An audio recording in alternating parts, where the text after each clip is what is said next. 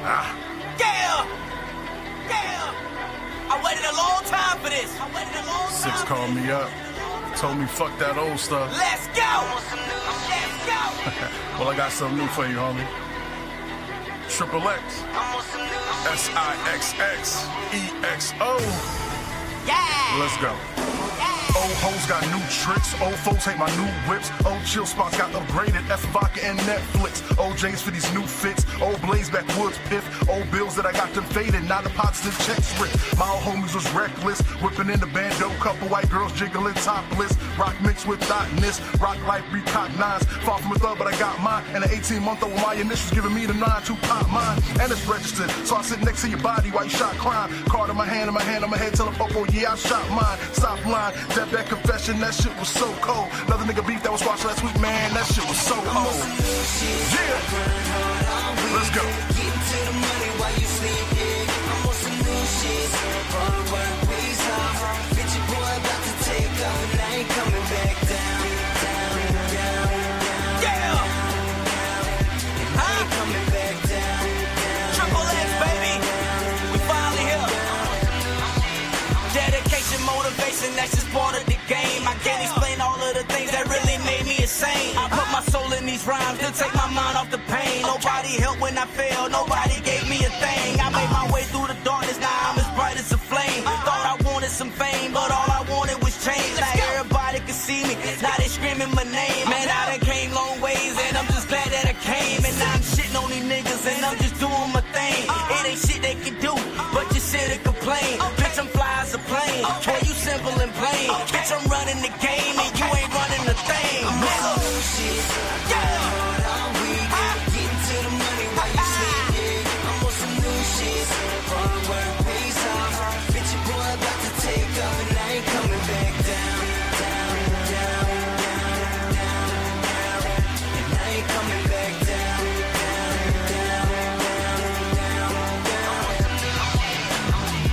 Yeah. Okay. Yeah, man. In case you didn't know. Oh, they know, homie. What time it is, My G, they know. or what I'm They on. know. I do. I simply tell them, catch up, nigga. I'ma say it again. Brand new. Yeah. Catch up with mustard, bitch. I'm out. I'm on some new shit. Grind hard all week. Getting to the money while you sleep, yeah. I'm on some new shit. Hard work pays off. Bitch, your boy about to take off, and I ain't coming back down. And I ain't coming back down.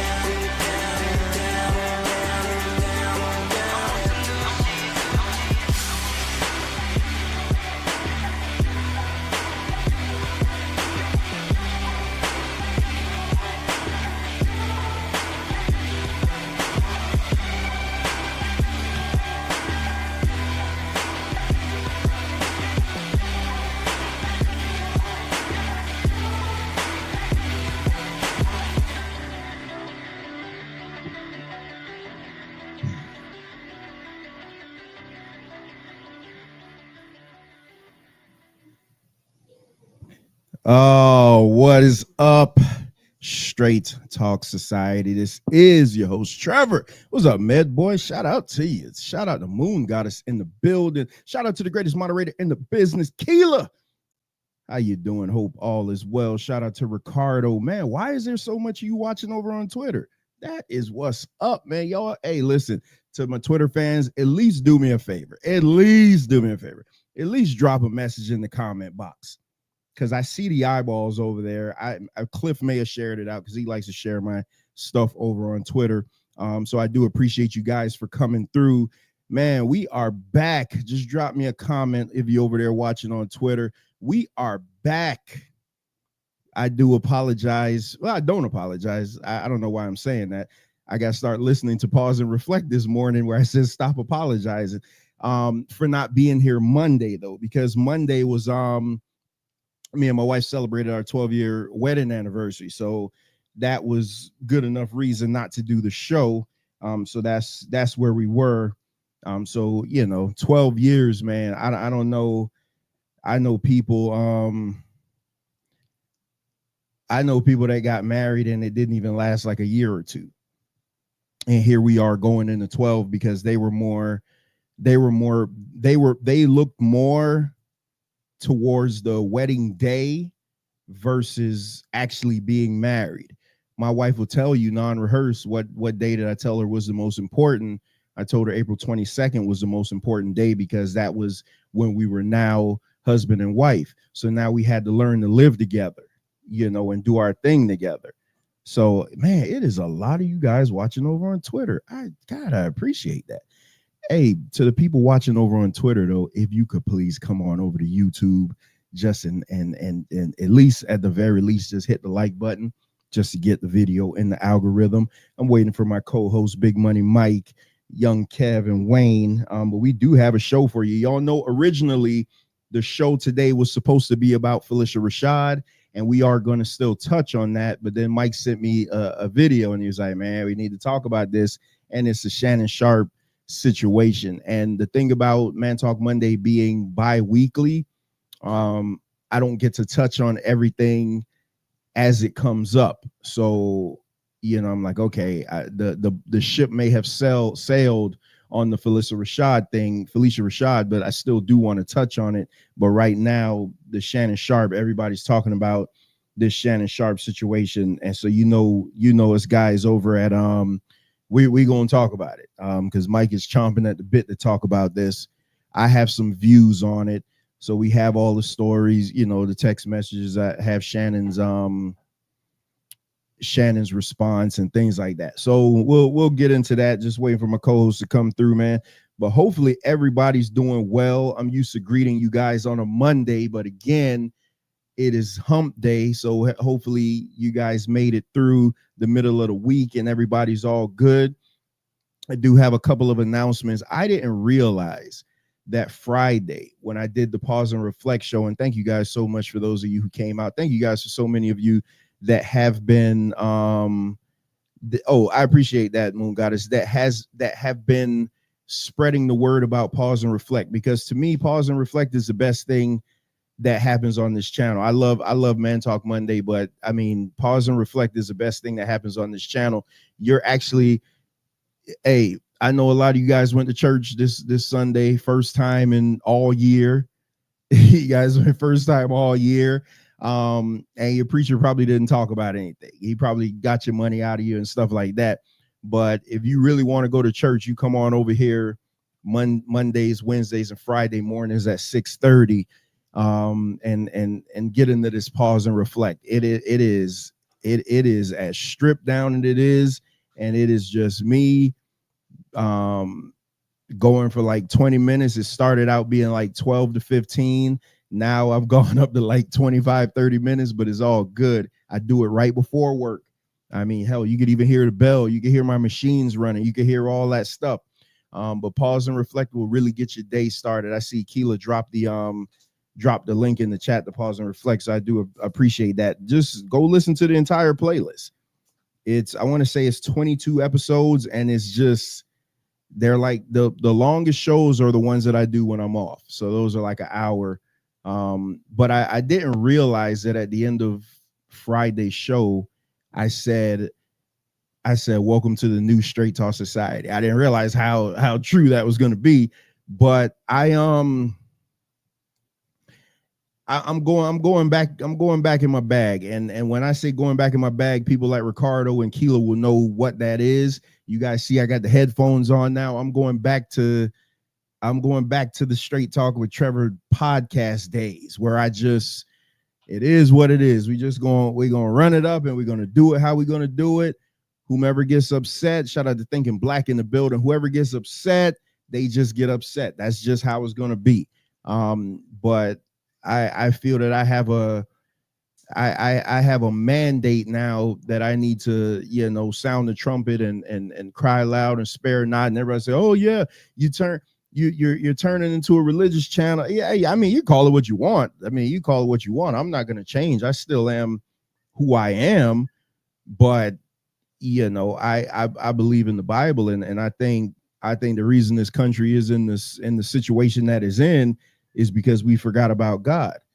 I mean, you can't prove me otherwise, especially now. There's not a situation that we're dealing with now where I can't look at that and point to scripture saying, hey, scripture said it. Yeah, you ever watch South Park? I know I got some South Park fans in the chat, and there was an episode when Butters became, I forget his name. It wasn't Dr. Evil. I forget what Butters' name was, but Butters started doing stuff that he thought was bad, and his little minion was like, Simpsons did it. So everything that he thought he was doing, his little buddy was there to remind him, hey, the Simpsons did it. Well, I'm here to remind you guys, the Bible foretold all this stuff already. Everything that's going on right now, the Bible foretold it already, and I got to get back in my bag. And that's why, especially in the mornings for pause and reflect, I really get into that bag and just break some things down, in the scriptures and things like that. And listen, and you ain't even got to give me no offering. Don't it feel good? Don't it feel good that you could come get a word and not have the preacher try to fleece you for an offering? That's, you know what I mean? That's how it is with me. I just want to give it to you. I just freely give it to you. But we do. Oh man, I'm ready today, man. I'm just waiting for my co-hosts, because they know. Listen, my co-hosts know that if they don't show up to work on time, then I am going to start talking about other stuff. And if I start talking about other stuff, then it's going to be hard to rein me back in. It's Professor Chaos, that's his name, Professor Chaos in General Disarray. Yeah, man, that was great, man. There is 30 of you guys watching over on Twitter, man. I appreciate that. My goodness. That's normally, when we do the wrestling shows, I have like 600 people watching over on Twitter and stuff like that, literally just to hear us talk about wrestling. And speaking about wrestling, me and my daughter did our first wrestling show this week. We did the WrestleMania review. So we started a new show called Wrestling Then and Now, just because I'm passionate about wrestling, and I think people want to hear wrestling from a perspective that's not, that's appreciating the sport of professional wrestling. So if you haven't had a chance to, go ahead and check us out, man. Wrestling Then and Now with Trev and Lele, man. She's 10, but she breaks down wrestling better than some of these people that get paid to do it. Like, you hear her breaking down the matches and breaking down storylines and things like that.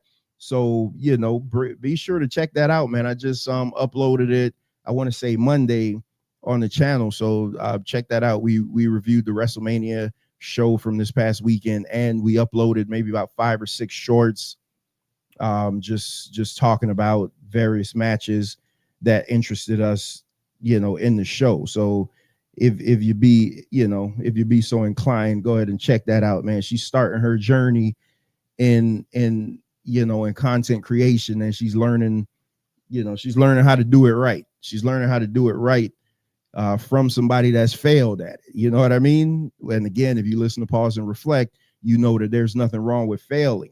You don't get better if you don't fail at something. I see you guys talking about the Buffalo Bills. I don't know why you being so sacrilegious in the chat. Shout out to Eddie Israel in the building.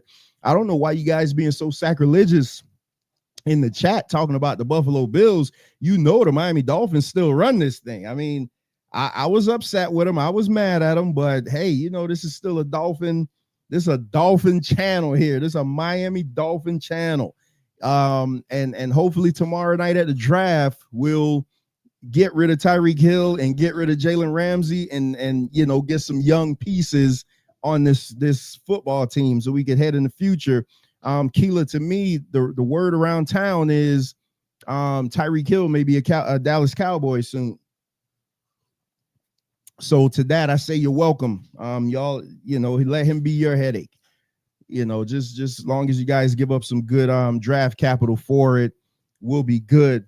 Another thing I wanted to talk about before, I wish, I don't see Captain Azariah in the building, but Captain Azariah, please don't remind me, this is a Dolphin channel. Captain Azariah did a live yesterday. I didn't get to watch it live. I listened to it today because I was setting up a debate. So we do have a debate. This is not a debate. We have a discussion this Saturday with the newcomer, Brother Damon Wallace. We'll be having a discussion with the leader of FOG, Brother Ashraka. They're gonna that conversation is gonna be noon this Saturday. So it'll be 9 a.m. their time. So those brothers getting up early in the morning to discuss the Bible. So that'll be taking place this Saturday at noon. And then that following Thursday, Damon and Stacy will be running it back for part 2 of their debate. They'll be talking about tongues. So that's next Thursday at 7:30 p.m. And then last night I was setting up another debate between Stacy Mobley. Shout out to you, Lily. Lily is another one that comes through and checks out Pause and Reflect. I'm telling you, man, Pause and Reflect is, and I'm not just saying it because it's me. If anybody was doing that, then I'd be promoting it.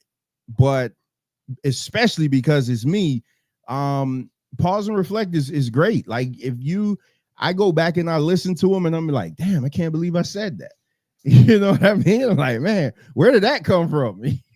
Where did that heat come from? But I get it. It's 6:30 in the morning. A lot of people don't have to get up that early. I'm up at 5, so I do have the time to do it. But I do appreciate you guys that check it out and things like that. So where was I? So I was setting up another debate last night. So we got another debate May 15th. May 15th, Stacy Mobley trying to get all his debates in early. Stacy Mobley will be debating Brother Jackie McCall. Y'all know Jackie McCall is always a friend of the family, friend of the channel, always here supporting.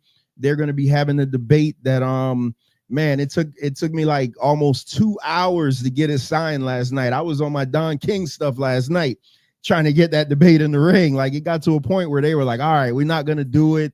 And then I'm like, but wait a minute, let's look at it this way. And then we finally got it signed, sealed, and delivered for you.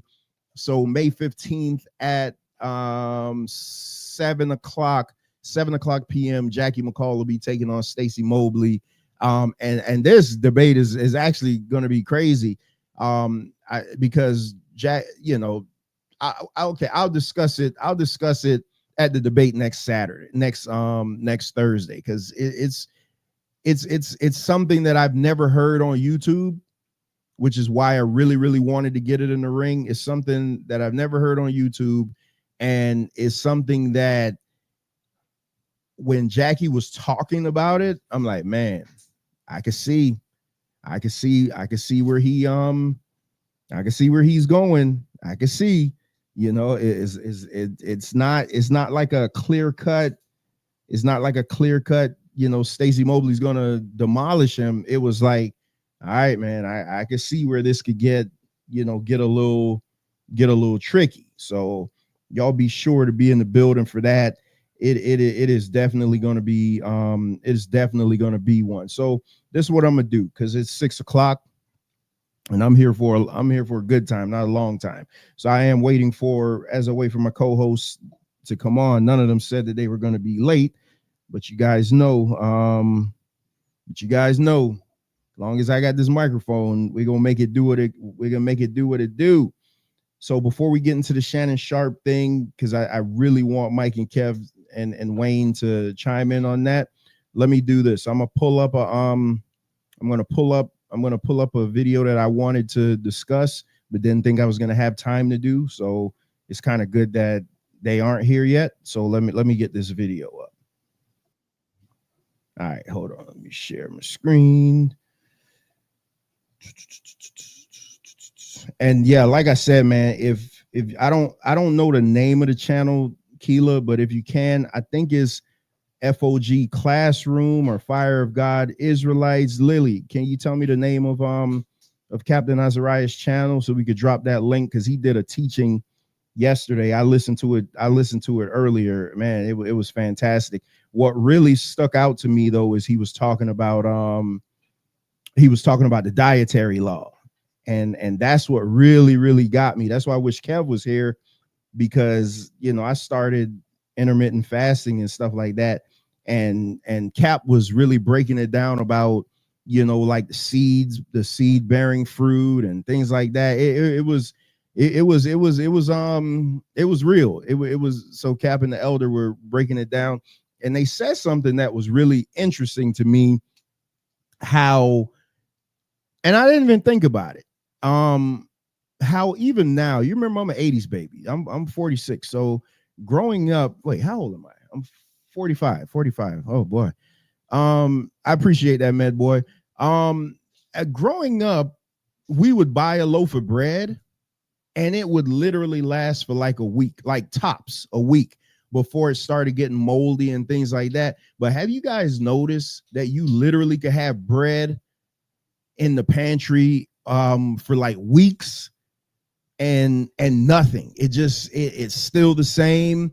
And to prove that point, we love me. You know, I love, listen, I'm gonna tell you how simple I am. I love a good egg sandwich.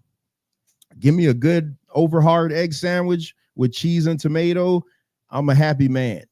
So I had this loaf of bread on the counter, but it was down to the butt. And you know, black people, we don't eat the bread butt no matter what. We're not gonna eat the butts of the bread.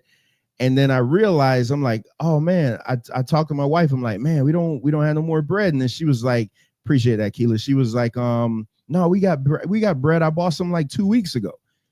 And I went in the pantry and the bread was still soft and good. And I'm like, oh man, that's crazy. But growing up, that would never happen. You could never have bread in your pantry for any length of time. Like literally, you know, like a week at the most, if you're lucky, under good conditions, that it wouldn't go stale. And it's just like, you know, I look at all the food that we get, and I'm very conscious now where I'm reading labels and I'm looking at the labels of this food and I'm like, man, what the hell is going on? Why is I can't pronounce any of the words. I can't pronounce any of the words. What are they putting in our bodies? And you guys know, you know, I believe that, you know, I'm call it pseudo, call it whatever you want, but you know that I believe that they're altering food and putting things in the food, which is causing our young boys to act so feminine. Okay, I'll just say it. Shannon Sharpe got outsmarted by a 19-year-old. Yeah, we gonna get there. Appreciate you shucking and diving. Okay, here go Kev. I want Kev to get in on this. What's up, Kev? What's up, Shiesty Bum? Shiesty Bum, stop asking me what's this. Look at the title. What's up, Kev? Yep. I'm good. Kev, I was talking about Captain Azariah did a video yesterday where he was talking about food. It wasn't the main thing he was talking about. That's why I didn't send you the video, but it was in talking, and he was talking about how like bread now is lasting 2 to 3 weeks, whereas when I was growing up in the 80s, you were lucky if your bread was going to last a week before it got moldy. And I just started thinking about like all the stuff that they're putting in it, all the GMOs and everything that they're doing to preserve it. A lot of this stuff isn't real stuff. You know, all the chemicals and I believe, because I don't believe anybody is born gay. So we could get that out of the way right there. But I do believe that things are being altered in our water, in our food, that's causing people to, you know, I wouldn't say the gay gene, but it's messing with people's balance. Some things are getting messed up here. What say you about the food?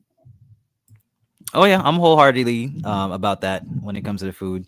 Yeah, I don't even think a lot of stuff we consider food, quote unquote, I'm doing air quotes, is considered food if it's not like God made. And yeah, even with like the fruits that we eat, they're full of so much pesticides and preservatives. Like I remember I have like a fruit basket in my apartment, and my roommate's mom was trying to be nice and leave me an apple. I left that apple in the fruit basket for at least a month, and that thing looked perfectly fine. Crazy. I'm like, yo, you guys know this is not a real apple. They were like, it's not? Yeah, the thing's been here for a month. It hasn't even changed colors. So that's all the wax. That's all that wax and stuff. You know, I'm a big juicer. So you met Boy says they did an experiment on McDonald's food and the fries and burgers did not mold for weeks upon weeks. Yeah, man, Kev sounds so good. I don't know if it's because I'm listening through my headphones, but he all nice and crisp. You got a different setup? No, same microphone. I'm just professional. Oh, okay. Just so you guys know, man, I can't believe there's 41 of you watching over on Twitter. That's crazy. We do this before we get into the main show. Mike, check your email, man. I emailed it to you earlier. We do this before we get into the main stuff. We like to talk about other stuff, before, kind of just to get the guys ready to go. Trev, Mike need to call. Yeah, I'm gonna just drop it right now. This is only for Mike. So if you click this link, you'll be stuck in the back. So we can get this thing going, because I'm here for a good time, not a long time. So I won't play this video. Then I'll play my next one. Then we'll get into the Felicia Rashad, and then we'll get into the Shannon Sharpe, and then we'll be out of here. Seeing that I know the Shannon Sharpe thing is gonna let me see, Ezekiel, see my Bible. Let's listen, man. Eddie is another one. Eddie sent me a message and was like, man, that pause and reflect, that's your calling. Just randomly. We wasn't even talking about that. It just happened. And I like literally, I'm telling you, man, I don't get no joy like I get doing that. I was pissed that Monday we couldn't do it because I got to work so late, because I was up so late the previous night. So I couldn't get to work in time to get set up and do it, like to get shop ready and all that stuff. Because normally when I get to work, I got to open up the shop and I got to do all that other stuff. Then I go in my office and I do it. But Eddie was like, man, that pause and reflect, man, is crazy. Like, and I got messages from people telling me like, man, I needed that. You just don't know. So that's why I feel the way I do. No, I wish I had the eyeballs on pause and reflect like we do right now. There's 58 of you watching. The majority of that is over on Twitter. That is crazy. That is crazy that we got so many people watching on Twitter, but I do appreciate it. Go ahead and drop us a comment. Let us know how it's going. We're about to get into the main event, but before we get started, I see Big Money. Oh, I'm supposed to read this comment. Ezekiel 4:13, and the Lord said, even thus the children of Israel and their defiled bread among the Gentiles, whither I will drive them. See, look at that. I'm telling you, there's nothing you can't get from the Bible. Prove me wrong. Prove me wrong. Anything that's going on right now, anything that's going on in life right now, if you give me some time, I bet you I could find it in the scriptures. Prove me wrong.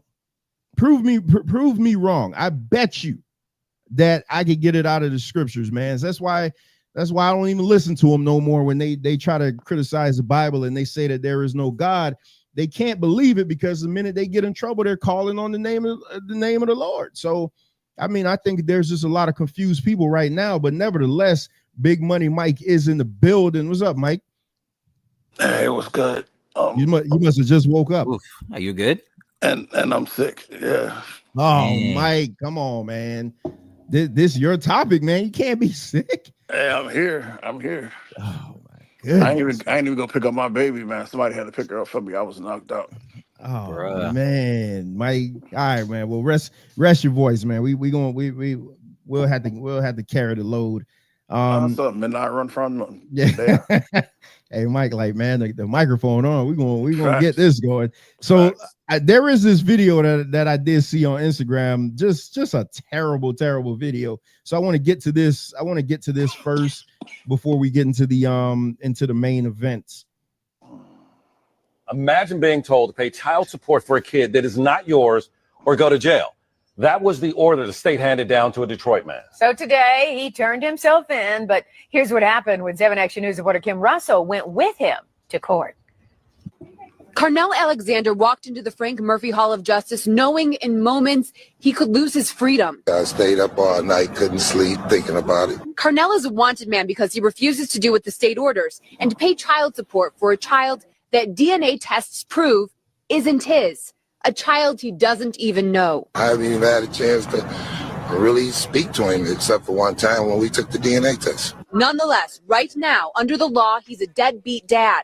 Today, he turned himself in to the judge as ordered. Scared, because I've been before this judge before. But this time he had attorney Cherika Harris, who volunteered to help after seeing his story on 7 Action News. The judge said he will not go to jail for today. Thank you.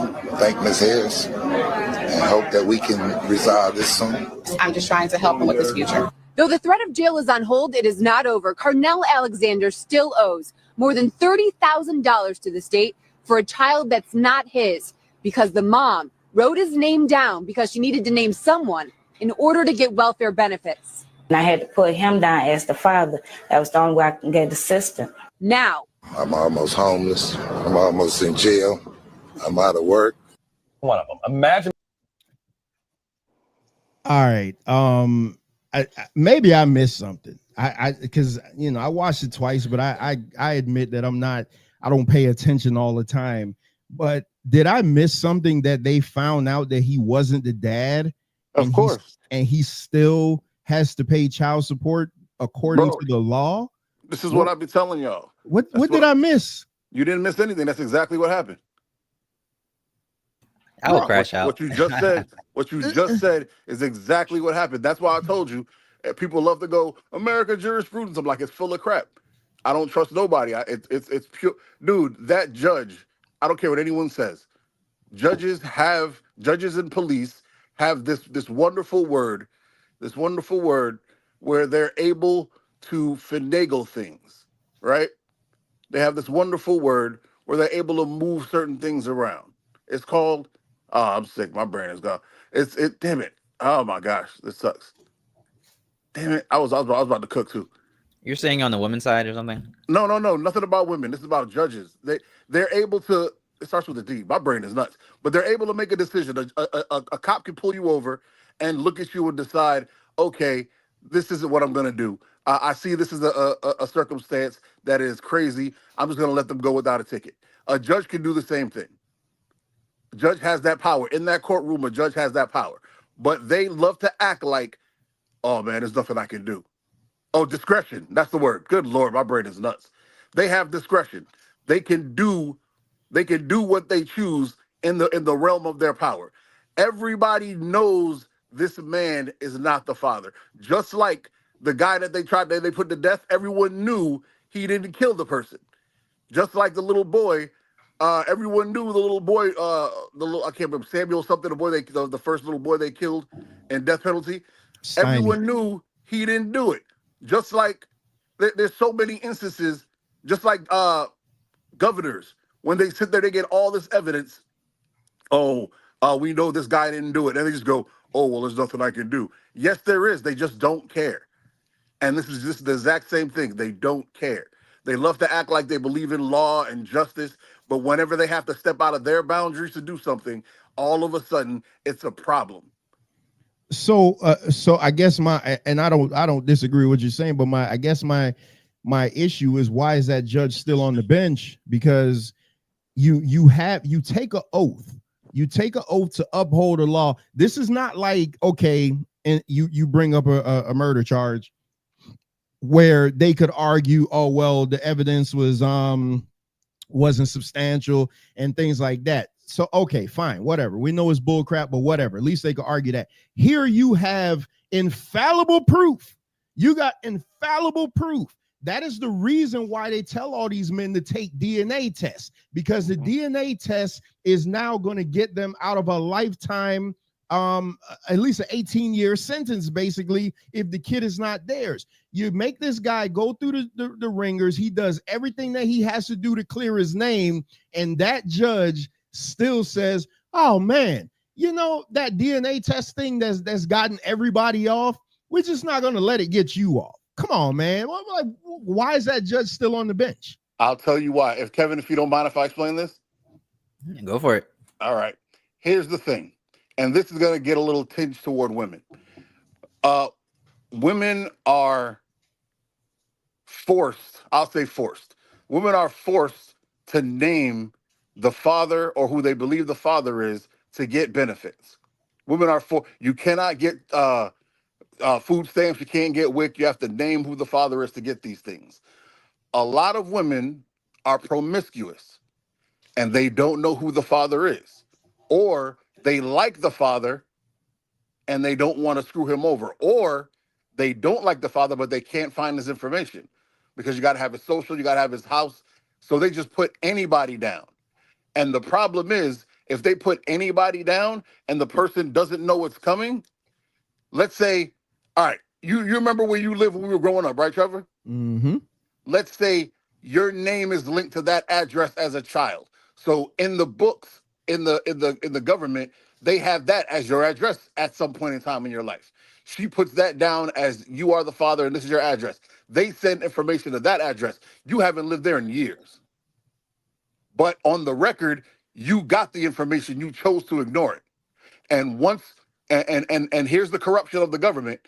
If we go to court and you don't show up, even though you don't know we're going to court, once you don't show up, I can say you chose to be willfully ignorant, and now I'm going to force you to be the father.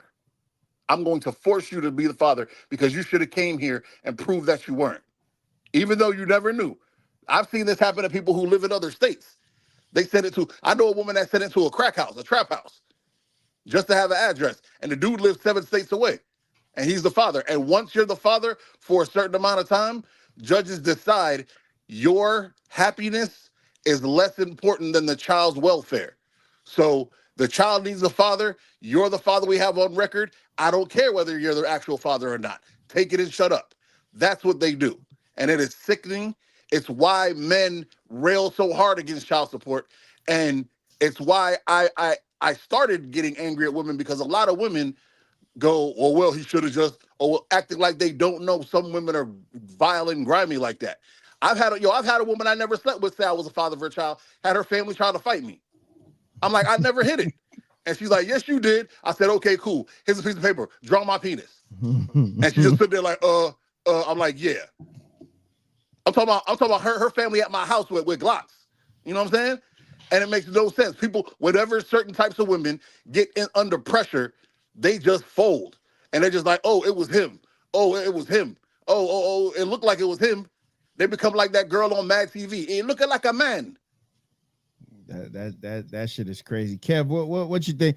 Shicey, I feel like this is something Shicey Bum would do, because she's saying it's just more hurt men talking points. Shicey, I really like you. I'm too sick, bro. She's just trolling. Yeah, I love Shicey, because Shicey know in her heart of hearts what as minuscule as it is that we talking sense right now. Of course. No, I'll do you one better. Wait, Shicey, he knows grimy heifers like that. Shicey, he did get a DNA test, and the DNA test said that he wasn't the dad. She knows grimy heifers, but they still making him pay. The man says he's about to be homeless, and the part that got me the most, is she said, "You're not going to jail for today." Mm-hmm. Oh, well, whoop-de-doo, like. Bro, Kev, what you got on this? And that's nothing. I can show you a case where a man has been in jail for 5 years and it's not his kid. That's scary. That's crazy. That's a scary story. I can't even defend it. And yeah, it makes me, stuff like that makes me want to pay attention to the law more and like watch who I'm like around. Because I can't blame her for doing what she's doing, because it's the system that is rewarding that type of behavior. So it's like, okay, how do I maneuver out of these situations? Because like, let's say you were just doing a favor for a friend and you let him like live there for a year, and then he's acting up and you want to kick him out. Well, by state laws, you can't do that. I need to do an eviction notice or something like that. When it comes to that situation. So you know what women do? You know what women do instead? Go ahead. They get a restraining order illegally and get the man put out saying that he hit them. And then by the time it goes to court, they prove there's no proof. It's too late. The guy's already been out, and now he's evicted. Sheesh. I'm telling you, I've watched this happen. Shout out to Bones in the building. Shicey, okay, he's just saying you got here, but I played, and it was a news video. It wasn't one of those videos where somebody recorded. It was an actual news video of the guy in court, and the judge was like, "Yeah, you're lucky you're not going to jail today." So that's crazy. That's disgusting. That's insanity. That, if there was a dispute, if two women, if a woman said that either one of us were the baby's father, then we take the DNA test to exonerate the other two. why doesn't it work in this situation? That just doesn't make any sense. But let me see. Wait a minute. I don't think Shicey ever believed something that ever made a man appear not guilty. Fact. Yeah, that boy, you're right about that. Yeah, Shicey just here. She here to keep us honest. That's all. She here to keep us on the feet. So let's go to what was supposed to be the lead story. That was supposed to be the lead story this week until Mike sent me the Shannon Sharpe thing. Because I'm honestly, I had no idea about the Shannon Sharpe thing, but a couple of weeks ago, probably longer than that, Felicia Rashad did a interview with Felicia. You're right. Did I say it right? What? How been saying it's Felicia? She it's believes Felicia. Felicia Okay. Rashad. Yep. Okay, Felicia Rashad. Yeah, I knew I was saying it right the whole time. So Felicia Rashad did an interview on the Breakfast Club, and just as honorable as you could be in her elegant queen status, and it just sent the shiesty bums of the world in an uproar. Like literally the show was titled, Felicia Rashad tells black women to be modest, and they turn on her, because that's basically what a lot of them were doing. And to be fair, it was the younger ones that's kind of already lost. But they were turning on her to a point where it was getting disgusting, to where, yeah, she sees. So Shiesty even said that she's seen them. They're dragging her for literally all she's doing, literally, is saying, leave something to be desired, leave something for your husband to want on the wedding night. It's just like me when I was in strip clubs. I never liked going to strip clubs where they get fully naked, because I didn't want to see them fully naked. Leave something to be desired. And then they're saying like, oh man, well, she probably was this way and this way. No, you can't find it. You can't find it. You can't find anything on her. This woman is so elegant that she was courtside at a game wearing a sweater with a jersey over it. And she's talking about hating ass. She's crazy as hell. And just elegance. I just want to play what she said. I just want to play what she said that got everybody in an uproar, just so we could discuss it. And Shicey, I know you ain't gonna come up here, but the link is in the chat. I really want you to defend the vitriol that she's getting. Thought it was just used. No, thinking black. No, I do not like going to them where they get completely naked. No, that's you leave something to be desired. I want to see the earth now. Kevin, you're a heathen. Yeah, leave something to be desired. Let me what if they got ugly vaginas? Wait, she's saying it's not, I mean, it's not like you smashing. She's saying that's a lie. She said Felicia beat her ex-husband. Let me play this video. She's crazy. Earned way too late in life that you wish you figured out sooner? Was that I'm enough. As a young girl growing up, and young girls go through this, you'll know. Yeah. You go through a period where you feel like, because you're looking outside yourself, you compare yourself to everyone else you see, and you're not enough because you don't dress like that one, or you don't have hair like that one, or you don't have legs like that one. You can think of any number of things where you feel like you're not enough. And that's a subtle thing that you'll carry with you until you look inside yourself. And that thinking vanishes and goes away. Because it's only when we look inside ourselves that we see what beauty really is. So when did you get to that place of worthy? I was about 34, 35 years old. Wow. And now I look back at those pictures of myself and I say, why'd you feel like that? Yeah. Yes. That's why it's important to teach young people to look inside the mind, the state of mind. Good Lord. Yeah, and that wasn't even the full one where she was telling the college girls to cover up. But listen, I'm in the minority. It seems like with the strip club thing. The Moon God is saying take it all off. Ricardo saying bust it wide open. I guess I'm in the minority here. I keep telling y'all, Moon God is the unicorn, bro. She's not a regular, bro. I guess I'm in the unicorn. Oh damn, who fell off? Kev. All right, Mike. So we got we got the queen. We got the queen here that should be held up in high esteem and high regards. And all she's saying in this situation, because Shiesty is doing what they always do. The minute somebody challenges your norms, the minute somebody goes against what you think is wrong, what you think is right, then you go to digging in their past. And now she's like, oh, well, she beat her husband. She cheated on her husband. Let's do this. Let's stick to the conversation at hand. And the conversation at hand is the modesty of today's women. That's what she's talking about. That's what she's talking about right now, is the modesty of today's women. And the fact that some of the videos that I saw was outright disgusting. The way some of these women were going after her and, you know, calling her like a dinosaur, and she's in all these old archaic ways and all this time. I'm like, my goodness, bro. Like, what we got going on here, Mike?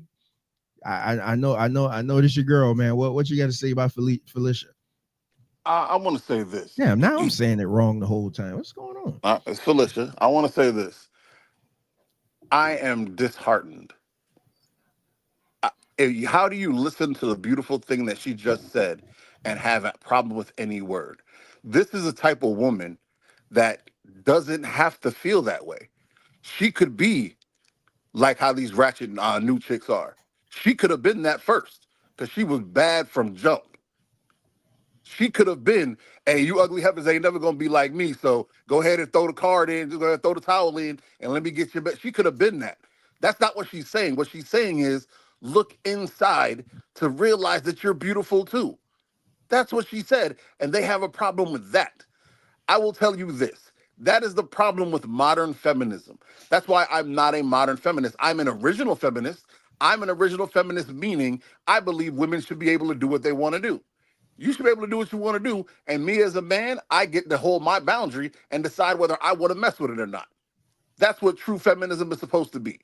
And you want proof that new feminism is garbage?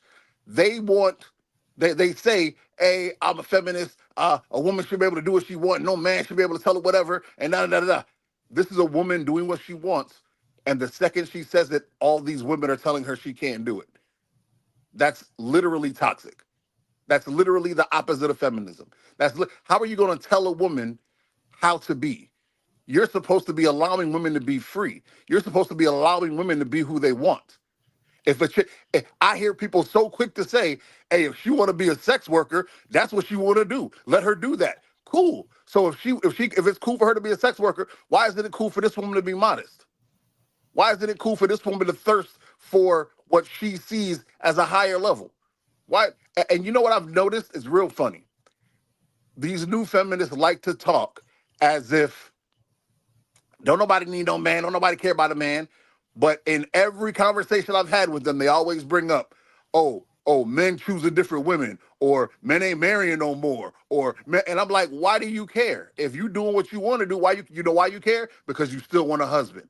And Felicia Rashad, for everything you say about her, she's had 3 of them. How many have you had? The answer is none.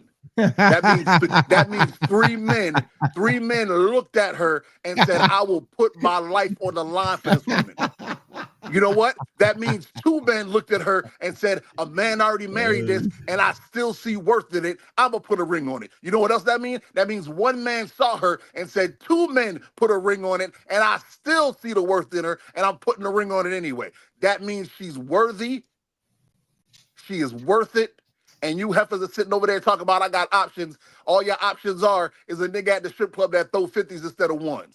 That's your options. So go ahead and skedaddle. Let the man show you your worth by paying for you. But she got dudes that's willing to pay for everything. She got dudes that's willing to pay for her pedicures, not to hit, to pay for her pedicures so she can walk around the house he's paying for happily. That's it. He already getting the draws and he's still putting money up. Is she still married to Amar Rashad? No. Ahmad was every story I've heard, Ahmad was a self-important, self-aggrandizing prick. Every story. Like I've heard people have walked up to him like, hey, can I get a picture? And he's like, he was, you know who he was like? He was like Michael Jordan. He was like Michael Jordan. Just, hey, nigga, who the hell is you? I'm Michael Jordan. Like that. He was like that. And I've heard stories from famous people. And they were like, man, I tried to walk up to him and he tried to play me. And Felicia walked up and was like, hey, Ahmad, you stop it. Get over here. And every story I've heard has been her trying to curtail him from being a prick. So I don't care what Shiesty Bum is talking about. You got to remember, she's a bum, so you don't listen to bums. Just like you don't listen to D Wade ex-wife. She's a bum. I think I'm done. I'm going to go sit in the corner and say, I need some. Yo, you know what? A 3-time divorcee means 3 men married you. That means 3 men saw value. Yeah. A 3-time baby mama, that means 3 niggas wanted a nut. That means 3 niggas wanted a nut. Get their ass, Mike. Get him. Yeesh. Hell is wrong with y'all? Get him, Mike. They be trying to act like a 3 divorce. What? That just mean you chose wrong. That don't mean that mean niggas still see value in you when they want you. Shit. Is that the case though? Baby mama ass chicks. Go ahead, Hey, what you said, bro. and the funny thing be like the baby daddies be like back to back too. They don't even be there. I mean, I'm talking about like 9 months in. They don't even be like, spaced out. It's crazy. You know why? Shicey Because said, before the baby's born, my bad. Go ahead. No, Shicey said she don't have no kids. I don't believe that. I don't believe nothing she say. Hey, you know why it's like that? Because before the baby's born, the man's already gone. And she got a new dude who can't wait for the sew up, to heal up, for the dissolvable stitches to disappear, to throw his seed in there like a wolf. Can't wait to be a lion to kick the kid down the stairs and get his seed in there. Because you're a hole. That's all you are. You're a series of orifices. That's what you are. Do better. Felicia's telling you that you're more than that, and you complaining. Shut up. I'm gonna tell you, okay, let me see how I can say this without whatever. I'm gonna just say it. I was in a situation one time where this, you know what, never mind. Kev, what you think about what you think about this? Because no matter how I say it, the person's gonna know who I'm talking about because they're the only ones in that scenario. Hey, man. And it'll be like, oh man, why he talking about me like that, bro? But yeah. So now, Kev, what you think about this, man? Felicia Rashad is literally telling women, hey, just be modest, leave something to be desired. So okay, even if you said that she was a 3-time, divorcee, fine. I bet that she still wasn't just going out there busting it wide open for everybody, because again, you have to show me something that's showing her being out there. You got to show it to me. I don't know, bro. I don't know about that advice. The reason being is a lot of men are gooners. I'm Sharpe, so I can't say you're not gonna get married if you throwing everything out there. Me personally, if I go to a strip club, I want everything out. Like that one dude said, bust it wide open, round and round she go. That's what I want to see. But yeah, it just sucks that a lot of women are gonna attack each other, attack people who want better for you, and see it as a negative as opposed to like a positive. That's the only issue I have with the whole situation. But yeah, I mean advice like that, I mean that's good for like the holistic people, the people who want better for themselves. But at the end of the day, you're gonna have women who want to make money on their back. Like there's always gonna be some type of chick that's into pimping, or not into pimping, but into selling that thing. No, you had it right. You could have said into pimping. I mean the same thing. Okay, fair enough. Yeah, into pimping. It's just that with technology, it makes it a lot easier, and it makes it to where you take the pimp out of the equation. But yeah, man, you just gotta leave people to their own. I want to play one more video since we're talking about this baby thing. Mike has sent me. I was gonna play it, but then didn't think we had time. But we're actually doing good on time, and then we get into the Shannon Sharpe things. I gotta read a lot on that. But there was a video that Mike has sent me, and I definitely want to play it. But yeah, y'all got to do better, man. Y'all and here, okay, so here's the overarching thing. This is the main problem. It's okay to disagree with somebody. It's okay to disagree with somebody, but the fact that you younger women, you younger people in general, you guys have no respect for the elders at all. Like y'all y'all love to talk about, oh, I'm calling on ancestors and I'm doing this and that, but y'all don't even respect them. Y'all don't have no respect at all. It would have been one thing if you'd have been like, all right, man, Felicia, that was a different time. We do things different now, respectfully. But to be like just going at her and dragging her and calling her all type of mammies and all type of pygmies and all that other bull crap that y'all do is just outright disrespectful. And it just shows me, it one shows me you got no damn home training. Two shows me you probably don't have a daddy. And three, that there is no hope really for you guys. Like I feel like I've been asking myself this question too much lately. Who raised y'all? Like seriously, who raised? And it's not just elders. because it's no. The answer is nobody. Kev, what the hell they're talking about? Kev, you heard me. You may have heard me say this on Pause and Reflect, that we don't have that anymore. There's no elders anymore, because now there was a time where, you had your big mamas and you had all of this. You had your big mama's sisters and things like that. Now you got people that are what? You got grandmothers now in their 40s. There was never such a thing heard of, to be a grandmother in your 40s. So when I ask who's raising you, is them. It's not the elders. The elders not raising them. And the fact is, if the elders were trying to instill something in them, they wouldn't listen anyway. They'd be too busy telling them, oh, we don't do that no more. It's hot girl summer. I need to get my bills paid. And hey, I'm not forgetting about you dudes, because the elder coming and be like, hey, bro, pull your pants up or try to do better in life. No, OG, you don't know how this is. And it's just the absolute disrespect that you guys have for the older generation. I'm not even talking about me. I'm only 45. Wait, how old am I? 45 or 46? I forget. But I think I'm 46. I can't remember. Bro. I'm 45. Okay. So, but I'm not even talking about me. I'm talking about like our older, 60, 70-year-olds. You guys have no respect for them. You don't hold the doors open for them. You don't sit at the learning tree and listen to the wisdom that they have anymore, because you got no time for it. You're too busy scrolling on social media. Everything that everybody know now about respect, they heard it on social media, and 90% of it is probably wrong. You got no elders that you could go to. You used to could run to the church for some type of guidance, but now you got these queers disguising themselves as pastors, wearing pink suits on Resurrection Sunday, trying to preach. Yeah, I'm talking about you. You know exactly who you are. Like that's crazy, bro. Like that's crazy. That's why we're in the situation that we're in, because we got nobody to go to, and the people that we did have to go to, we don't listen to. You don't listen to them at all. I'm done. I'm sick. Man, y'all sound. All I'm gonna say is a lot of the elders, they don't know what the heck they're talking about. Even the ones in their 60s, 70s, 80s, they don't know what they're talking about. I don't even think a lot of them know. I don't even think they care about the consequences of their own actions. The reason I'm saying that is because a lot of my clients are like that. A lot of my clients are sick because they keep eating bad, and hence why they keep getting keep getting into how do I say it? A lot of my health clients issues.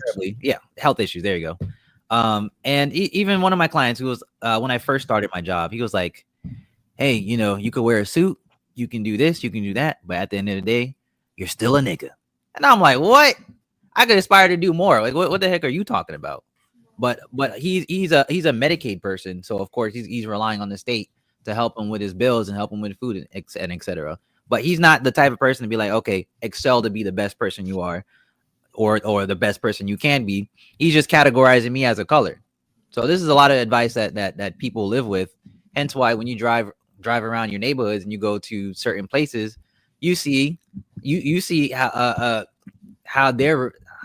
Oh my goodness, I don't know why I'm shaky right now, but basically their neighborhoods reflect their mentality. If someone feels like the world is against them and they feel like the world is trash, they're gonna treat their yard like trash, is what you'll see. So no, a lot of the elders, a lot of times you got to move away from people with negative mentalities that want to keep you down. So that I agree with. I agree with the health stuff, especially because there's a movie, don't shoot me, but I never watched Soul Food before, but I know the Oh general wow. I know the general premise of it, and from what I've heard, I could tell you that Big Mama was the absolute villain of that movie. Definitely the villain. Because she, she wouldn't, even though they told her that they were gonna cut her foot off, she wouldn't change her diet. So yeah, so when it comes to that regard, yes, but I'm talking about like the overarching. You can't tell me that. Well, I mean, you're so much younger than us, though. You can't tell me that a lot of us growing up, we spent time with our grandparents. Do you know in China? They don't start school, I want to say, until they're 7, because it could be later because it was 7 at one point. They spend that entire time before they go to school with their grandparents, learning how to just do life from their grandparents. And then you wonder why they're so much more advanced than us. Whereas with us, it's like, all right, the minute they can get you in school, then they're throwing you in school. That's all I'm saying, man. It's so funny that it's proven everywhere in the world that having elders to sit under their learning tree works. But over here, all of a sudden, it just don't work. It can't work. That doesn't work. It can't work. Every summer, they were sending me to Jamaica to go stay with my grandmother. Every single summer when I was a kid. And it's like, I don't know, man. It's like we just don't have that. I mean, luckily for me, my daughter still have all her grandparents. So, that's a good thing. But man, we cast away our, and again, hey, what did I say earlier? Simpsons did it. Bible said it. We love casting away our elderly. We love casting away the widow woman and the elderly. That's what we do in this society. Oh, get the hell away from me. You don't serve us any purpose anymore. That's what we do. That's literally what we do here. And it's just disgusting. It's really, really disgusting. But again, I like to go on these rants, but it's white supremacy. There you go. Stop it. It's the truth.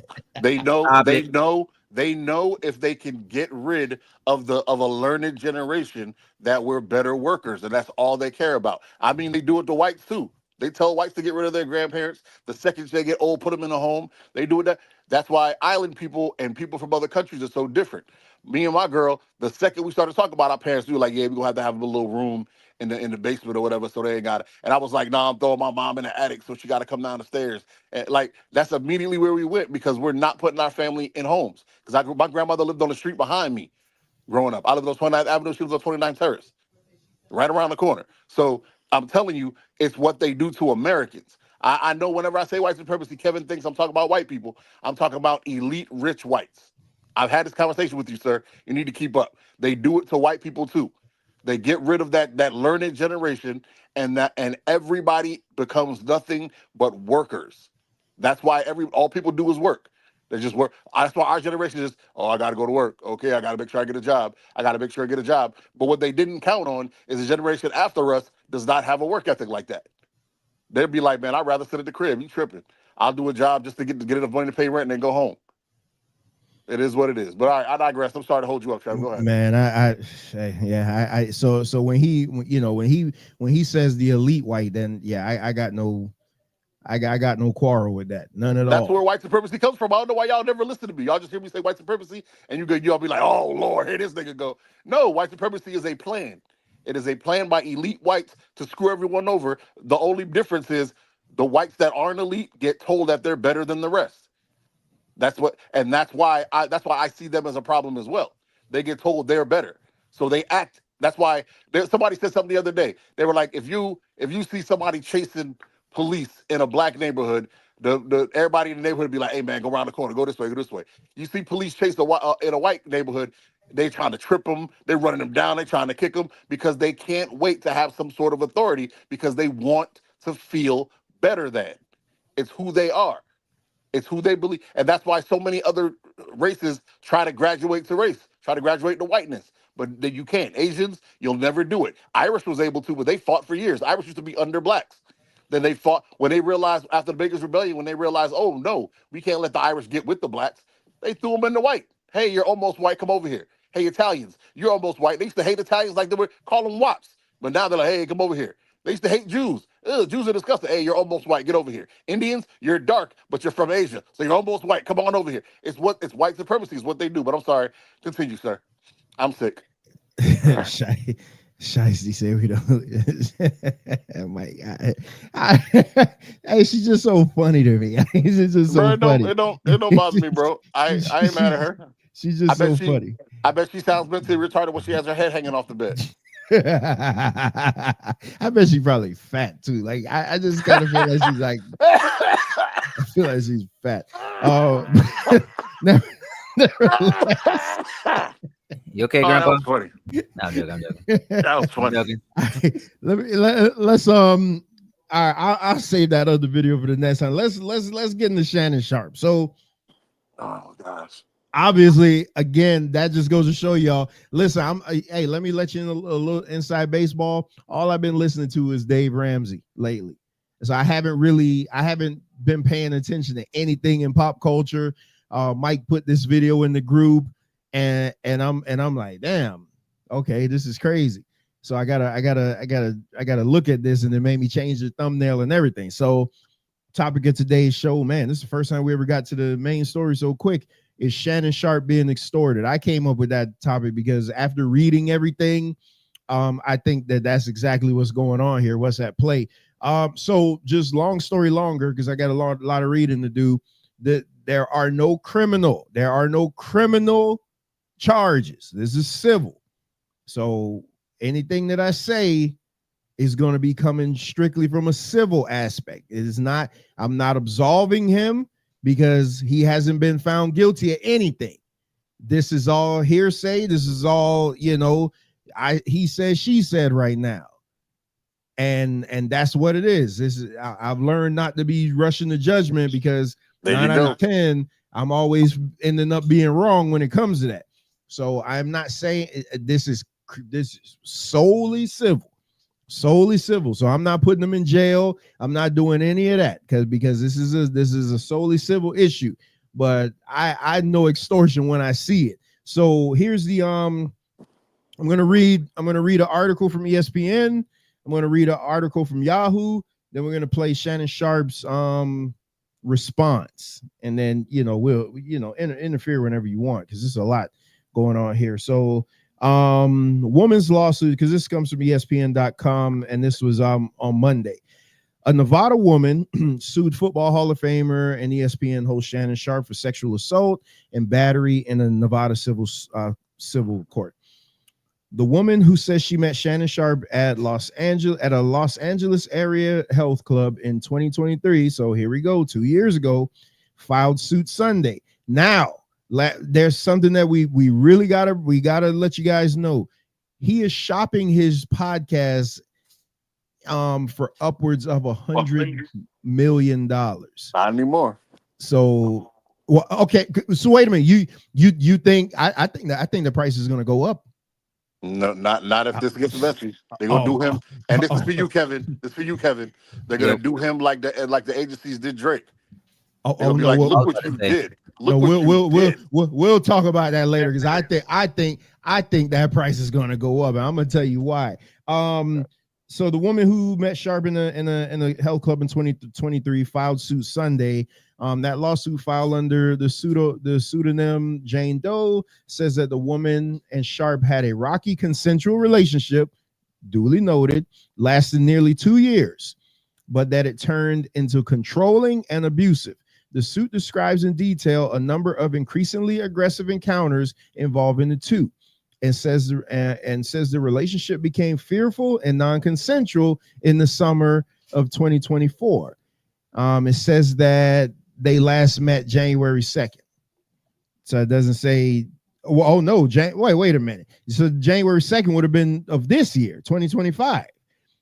Sharpe's attorney, Larry. Hold on. Could you read what you read before the date? Read that sentence before the date one more time. The suit describes in detail a number of increasingly aggressive encounters involving the two and says the relationship became fearful and non-consensual in the summer of 2024. In the summer. Okay. Thank you. And But then when did it end?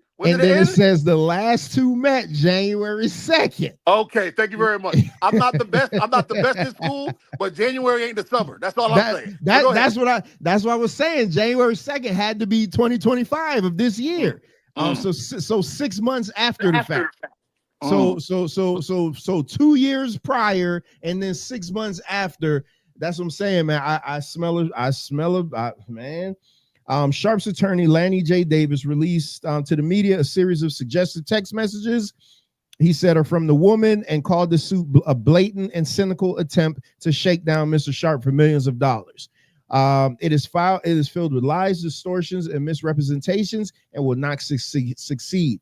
He says Sharpe is prepared to fight these false claims vigorously in court. He looks forward to vindication through due process and judgment based on the facts of the law. Well, depending on what we just saw about that other guy, I don't know about all that. According to the complaint, Sharpe is accused of becoming increasingly verbally abusive, controlling, and violent over time, threatening to kill a woman and recording their sexual encounters without consent. The suit filed by the law firm headed by Tony Busby, very, very important, who also represented a number of women who filed civil suits against NFL quarterback Deshaun Watson, asked for more than $50 million in damages and penalties. Sharpe was a four-time. Okay, that's just his accolades, and also this is the lawyer that also went after Jay-Z. So this seemed like an ambulance chaser to me. Facts. So okay, so before I get into the next one, where you guys think from that? Because I think me and Mike are pretty much on the same thing. And again, because Mike, and I had to keep saying this because people will be like, "Oh, you're defending a rapist." No. What I am doing is based on what we see here. I'm making a sensible conclusion that this is a shakedown based on the dates that I see. That's all I'm doing. And when we get to the text messages, it's going to further prove why I say what I'm saying. But Kev, what do you think about this so far? So far, I think he's cooked, to be honest. But that's because I heard the audio and I know the text messages. But based off of what we're reading, yeah, it does sound like a setup. But either way, the way that the audios and the text messages are set up, I'm not going to go too far yet. If he's lucky enough, he'll get a jury that recognizes him. But if he doesn't, and they hear what they hear and see what they see, it's going to be a tough battle for him. Definitely. Let me ask you a question, Kev. Let's. Okay, she got on headphones, so she can't hear me. When people say like you've been verbally abused and things like that, they're normally talking about like you calling them a bitch and things like that, correct? Sure. A lot of these sexual encounters, and again, I'm not defending them. I'm just learning it's not always what it seems. That's what I'm saying here. A lot of these encounters, and she was 19. Let's definitely not forget that she was 19 and he was 56. So let's definitely not forget that what's going on with the age discrepancy there. You know how I feel about that already as being disgusting, but she's still legal. So that's not as I can feel whatever I want to feel about it, but you know, she's legal. But a lot of times in these sexual encounters, people will be like, "Oh, F me daddy," or you know, call me this and call me that. And in the time, you're just like, all right, man, that's cool. And then all of a sudden now you want to turn around and be like, oh, that's abuse. And because I saw the text messages, so I know that some people will be like, oh man, that's abuse. But based on what I saw, that's just people being kinky. It ain't my cup of tea, but it's just people being kinky. Hey man, I kind of want to just talk about everything, to be honest. Hey, we gonna do it. I mean, hey, we got a whole hour here. Shannon had the girl eating ass. Hey, Shicey, I'm gonna tell you something, Shicey. That's the one thing me and you do agree on. Me and you had never agreed on anything on this show, but that's the one thing that we do agree on. I think that draw the line there. Shannon's a 6'4", 240. Having that girl eat ass should be illegal. Again, you can't tell people what they do in their bedroom. People have their kinks. Like people have their kinks. People have their things that get them off. With me, you can't come near my butt. Like you just can't. It is what it is. You just can't do it. Man, y'all like y'all That's damn a one-way forward. I'm saying that's I'm a all gooch king. I I'm knew a if I gooch poked king. Mike, I knew if I poked him enough, he was gonna stay. I was trying to be quiet for Kev, but I'm a gooch chime king. I don't want to hear none of that. That's crazy work there, man. I can't do it, man. You know what it is? It's fantastic feeling. Make a brother shoot the club up when ain't even no club. I don't know what's wrong with y'all. Y'all can hold on to that preconceived notion of that's gay. This is gay. Hey, guess what? Gay, just like everybody tells me I'm so technical, gay has a meaning. You know what gay means? Gay means a man and a man. That's what it means. If there's a man and a woman, ain't nothing a man and a woman can do that is gay. I don't know why y'all love to make that something. Y'all look, it's gay. Whatever you want to say. Fishy fish. Call it what you will. Call it what you will.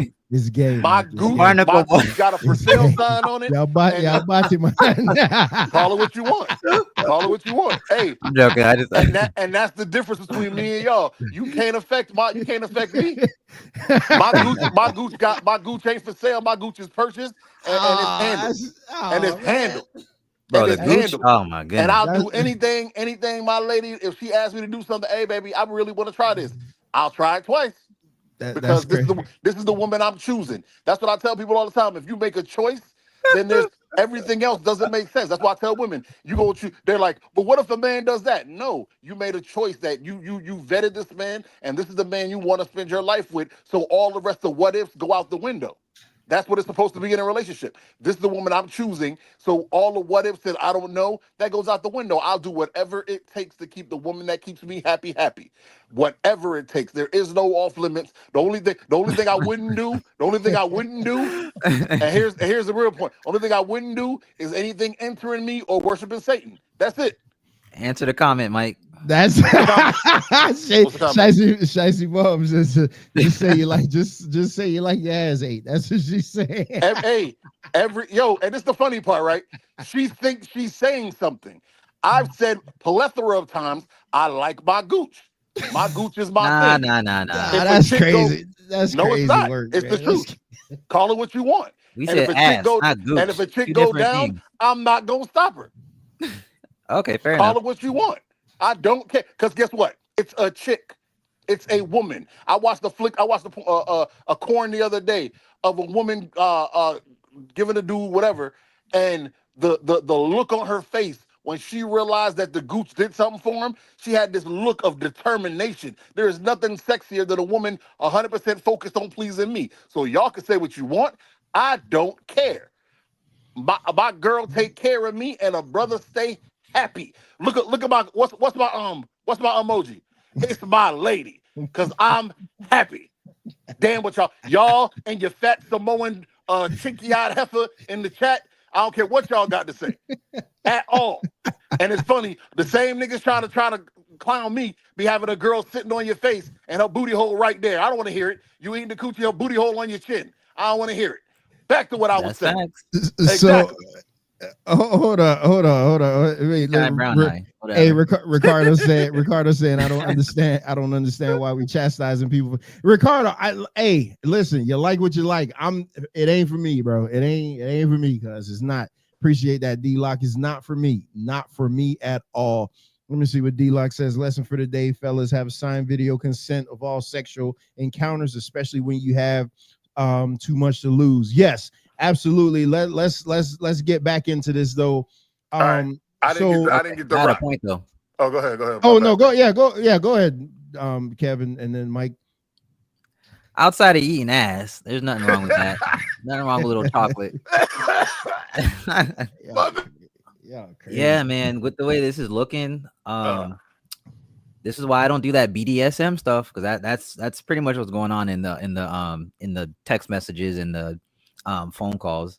They're doing these BDSM kinks. You know, people like to say, "Oh, it's about trust and permission and stuff like that." But this is why it's so easy to make it look like he's a villain, because shoot, even me, like I've met girls who wanted me to go like a little extra with him, but I was always cautious because it just never made me feel right. It almost feels like you gotta like punish them because they don't like themselves and shit. Where you like put your hand on their neck and you're like, harder, okay, harder. Okay, like this. This is why I'm mad at Kevin. This is why I'm mad at Kevin. Hey, well, let me finish. But yeah, that's why it's so easy to line them up, because with those type of kinks, like the pressure has to keep increasing in order for you to get that same type of pleasure, to where like, yeah, he's gonna say like, yeah, I'm gonna choke you when I see you, or you're so what does he said? He said, I'm gonna choke you in public, and he was like cursing her out. Hell yeah. He said something else. I can't remember. I think he was talking about eating ass too, but yeah, but yeah, that's why it looks the way it looks, and that's why he needs to have a good jury, or else, yeah, he's gonna be in a lot of trouble. What this remind me? Oh, go ahead, Mike. This is why I'm mad at Kevin. I come here all the time and I hear Kevin tell men to be more responsible. And I hit him with stuff, but what about if a girl did this? It doesn't matter. You should be more responsible. That's literally the answer you should have right now. The problem isn't what they were doing. The problem is that he doesn't have access to the video. That's the problem. The problem is he doesn't have a copy. That's the problem. Because I promise you, I got video of way worse stuff than that. Of me doing work. I got video of me slapping chicks, spitting in their face, calling them all kinds of names. Whoa, Mike. My bad. Man. The actions of Mike are for him. But it's all consensual and it's all mine. They can have a copy, but I got the original, because when it hits the fan, if it ever hits the fan, just like he was saying, they released the 30-second snippet and he's like, release the 10 minutes. I got the 10 minutes. Because ain't no way in the world any woman that does that, because people like that, and Kevin, you're right. I think it comes from a traumatic place. There's some women who have a self-hatred, or there's just some women that like it. There's just some women that wake up and being choked and called names. You know what I'm saying? Thank you, D-Lock. There's just some women that like being called names and being denigrated. And it's not some women, it's most women, because even y'all straight-laced women who act like, I would never, they can't wait to be called a slut, can't wait to be called the B word, can't wait to be smacked in their ass and choked, or grab the back of their neck when you're taking it. That's the same thing. These women just take it further. So I don't know why everybody like to act like, I wouldn't go that far. It don't matter. If you're playing, you're playing. Period, point blank. If you're grabbing somebody by the back of the neck, if you're grabbing somebody's hair, if you calling them a name, it's all the same thing. That's where BDSM starts. Just be responsible. Be responsible. That's it. He should have had a copy of that video. That's where he messed up, because I got a copy of all of mine. And I got access to them in more than 3 places. You could break my phone right now. I got copies of them other places. You could break my phone and pour acid on my computer. I got copies in other places. You feel me? Because I'm never going to be in it. But you know what else I have? I have signed notifications that certain videos are never to be shown in the light of day. I have some people who say, hey, I don't care who sees it. I like to be denigrated. Hey, I told y'all about my public story. I have women who are okay with that. That is what they get off on. So who am I to, and it's real funny. Everybody likes to act like, oh my God, I can't believe. Why is it whenever it's something outside of your realm, it becomes horrible? But the stuff you do is okay. Why? I listen. Ladies, just know Mike is dope. Mike is in the hood. No, Mike has never lived in the not hood. Famous. Mike lived right around Trevor. Trevor, did we live in the hood? Nope. No, we did not. Mike don't have no money. Just know that. Hey, I hate the fact that I'm agreeing with Shicey Bum so much. Sex doesn't have to be violent. It's weirdo-ish. I agree with that 100%. Trevor, have you ever smacked the ass? Yeah, but that's not violence. That's violence, Trevor. Nah, come on. Yes, it is. See, You want to tailor That it is to not you violence. because That's it's not more. violence. Yes, it Come is. on, man. What does violence mean? Come on, man. What does violence mean? Listen, that's No, not. answer the question. Well, What does violence mean? I don't know what all she can hear because she's sitting there looking All right, at my me bad. right here. So I can't. Violence means aggression toward another person. That is violence. That's why they say you can be verbally violent.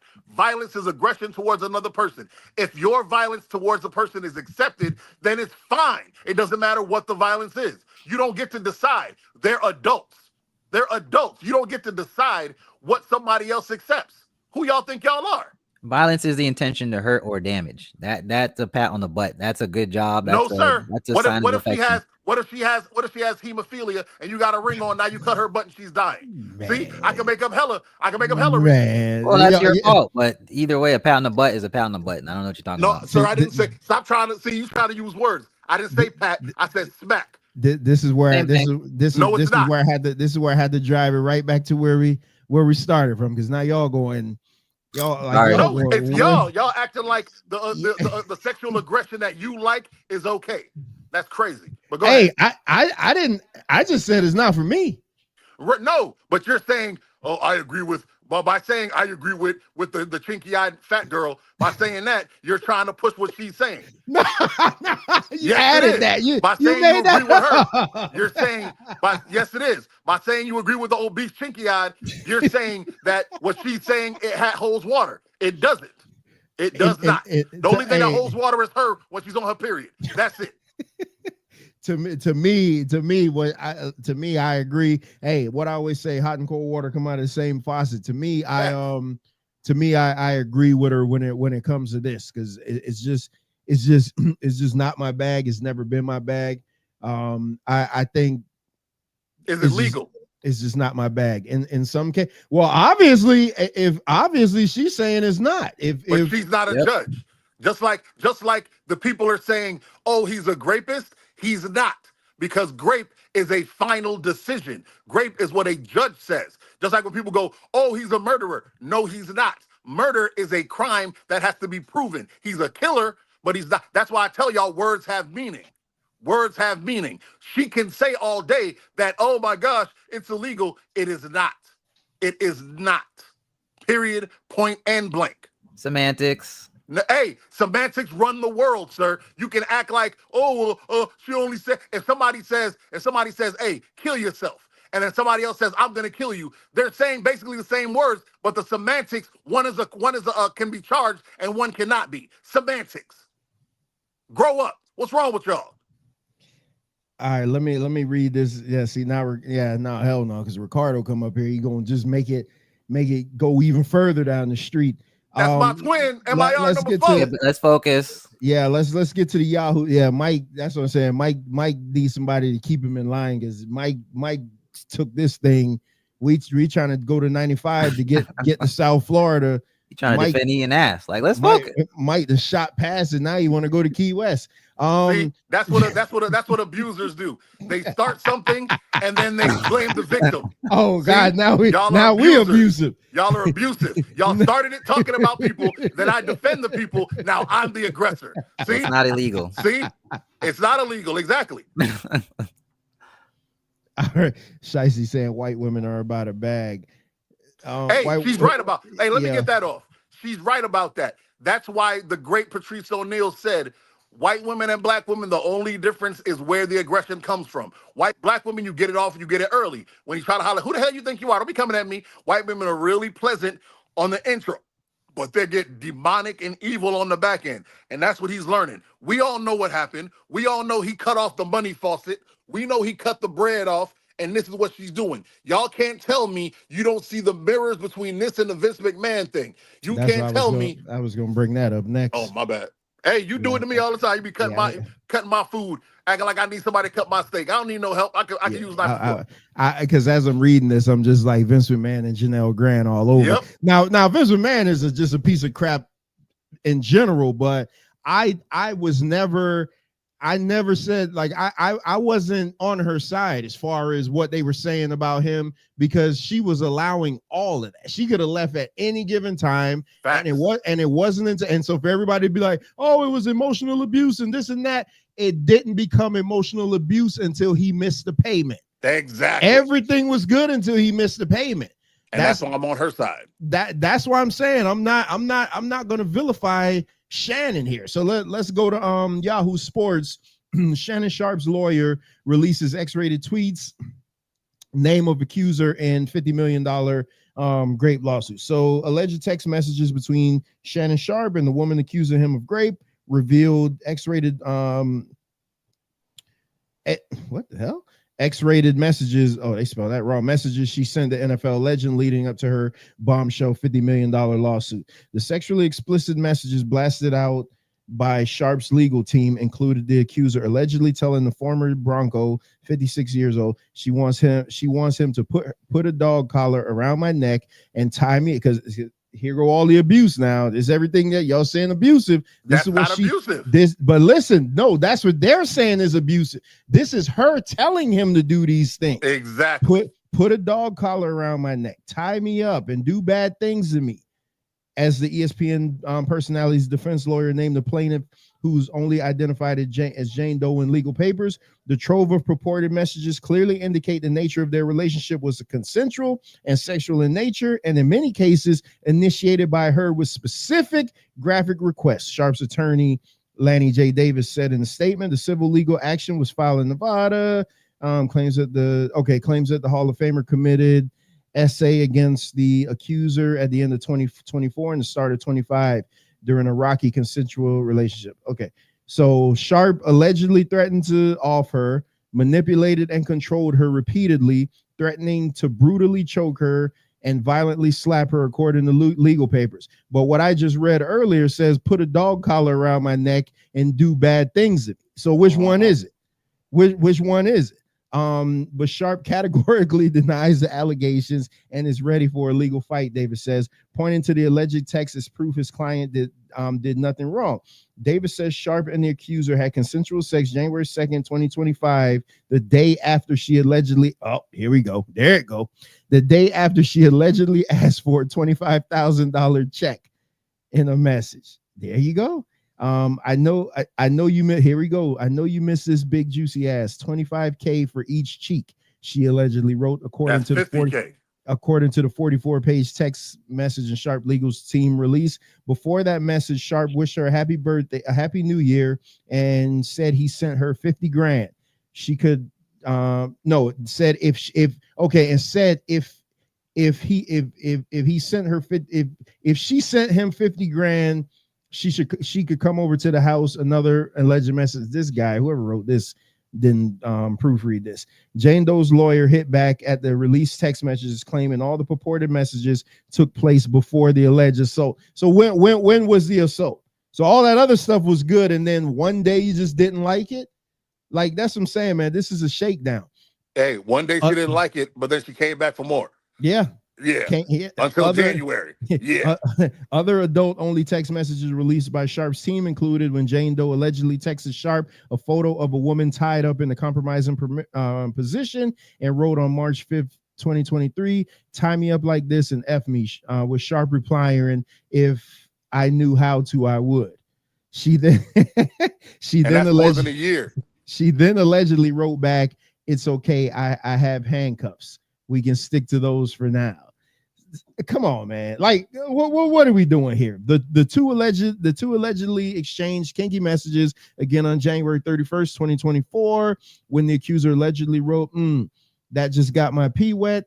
Tie me up and do bad things to me," to which Sharpe then wrote, "Cuff up." Jane Doe allegedly wrote, "You still have my handcuffs? I want like some hardcore BDS." Come on, man. "I want some hardcore BDSM action though, and feeling kind of freaky lately." Like what are we doing here, man? She additionally wrote, there we go. "I want to be abused, daddy." I want to be abused, but she's crying abuse. But I'm crazy though. That March 14th, "I want you to put a dog collar around my neck and choke me while you're effing me," on October 9th, according to alleged messages. The two also talked about her desire to have a baby with her. There we go. Including allegedly, right, "Only if you put that baby gravy in me, then you can do whatever you want to me." And I literally ate black baby. I literally ate so much food I look like I'm pregnant with your big black baby. Little racism there. Sharpe responded. He likes it. Yeah, Sharpe responded, if I still F with you around my B-Day in 24, you can IUD out. I don't know what that means. Is she talking That about means like she can take out the IUD. okay, take the and get IUD pregnant. out. Okay. Yeah, the person who wrote this is terrible. They didn't proofread it. Sharpe wrote on February 29, 2024, that the woman's desire for the baby is a kink for her, which led the accuser to allegedly reply, you're the one has a breeding kink. And I mean, I only want a baby if it's from your. I think I'd be a good mom. I've always wanted a black baby, she allegedly wrote. The pair appeared to run into problems when Sharpe was heard. Okay, I'm glad this got into there. This is when the problem started. The pair appeared to run into problems when Sharpe was heard apparently having sex on IG Live in September 24. We remember that video, according to Jane Doe's lawsuit. So according to her lawsuit, she's admitting that that's when the problem started. She was jealous. So obviously she had feelings for him. She at the very least, she has some type of feelings for him. And seeing that video of him making out, doing it with the other girl pissed her off. So it probably just sent her down a tailspin because she's already asking him to have a baby because she want that bag. She's 19 years old. She really don't want a 56-year-old man, but she sees a 56-year-old man with major cake that's going to set her up for the rest of her life. In a series of alleged messages on December 26, she demanded a formal apology. There you go, like she's hurt, and continued to ask for one before Sharpe wrote at one point, I've already apologized. Stop playing childish games. Davis, Sharpe's lawyer, said the evidence paints a clear picture. This was a consensual adult relationship that included role-playing, sexual language, and fantasy scenarios initiated by the plaintiff. The retired tight end and plaintiff met in 2023 at Los Angeles gym, blah, blah, blah. The woman's lawyer, Tony Busby, said in a statement that the text messages were mere distractions by Sharpe's legal team, but he didn't refute them. He didn't say that they weren't true. Every text message that Mr. Sharpe's counsel released today, purportedly from Jane Doe's, are dated prior to that alleged brutal assault set forth in Jane Doe's case. He said in a statement, those text messages were obviously released in the effort to distract the public's attention from the allegations in Jane Doe's lawsuit. It worked. So there we have that. And then I just want to play because I'm not on the main screen. Let me see what's going on. Sinji was black men are down bad. So let before I go to the video from Shannon Sharpe. I know that was a mouthful, but Kev, what do you think about that now? Do you ease up on the abuse claim some? No. Nah. I like I said, I think we need to hear the videos or the audios because the audios sound awful. I don't know if you have it, but I'll find it if you need it. But yeah, this is what happens when you deal with prostitutes, because obviously $25K for each cheek is it sounds like what's going on. You know, they had a sexual relationship, money was involved, he didn't pay. I don't know if this article mentions it, but there were other times where like she was demanding money and he didn't give it. So of course, yeah, this is where all the problems start. But yeah, this is what you got to deal with when it comes to prostitutes. So, you know, like I said before to you guys in the group chat, you know, in life you got to pick your hard. This is what Shannon's got to deal with. You know, you can live a life promiscuous, or you can live a life with one person where you have a marriage where you can build to something. Because with like, for example, Nick Cannon, you don't see issues like this. You don't see issues like this with Neo and his wives. Neo got a roster too, boy. I know. but with Neo and Nick Cannon, none of them are 19. That too. None of them are 19. Man, y'all miss me with that garbage. Hold on. Shout out to a football fan 2995 says I tried. Oh, so hold on, because I wanted to go back and say there's an app called Character AI Look up Shannon Sharpe's name. The girl used that app to create the audio. So I don't know anything about that app. He's saying only person getting picked off is that dumb bitch who lied on him. So this is what I would say, because Can I rebut that real quick? Yeah, go ahead. I would give you the benefit of the doubt if Shannon Sharpe didn't already try to settle. But the thing is, I'm so glad you brought that up. Don't jump the gun real quick. But okay, go ahead. So football fan, it started when she was 19. Now she's 21. Yeah, it's because it started 2 years ago. But at the time the relationship, she was 19. So yeah, that's what I meant. I don't care.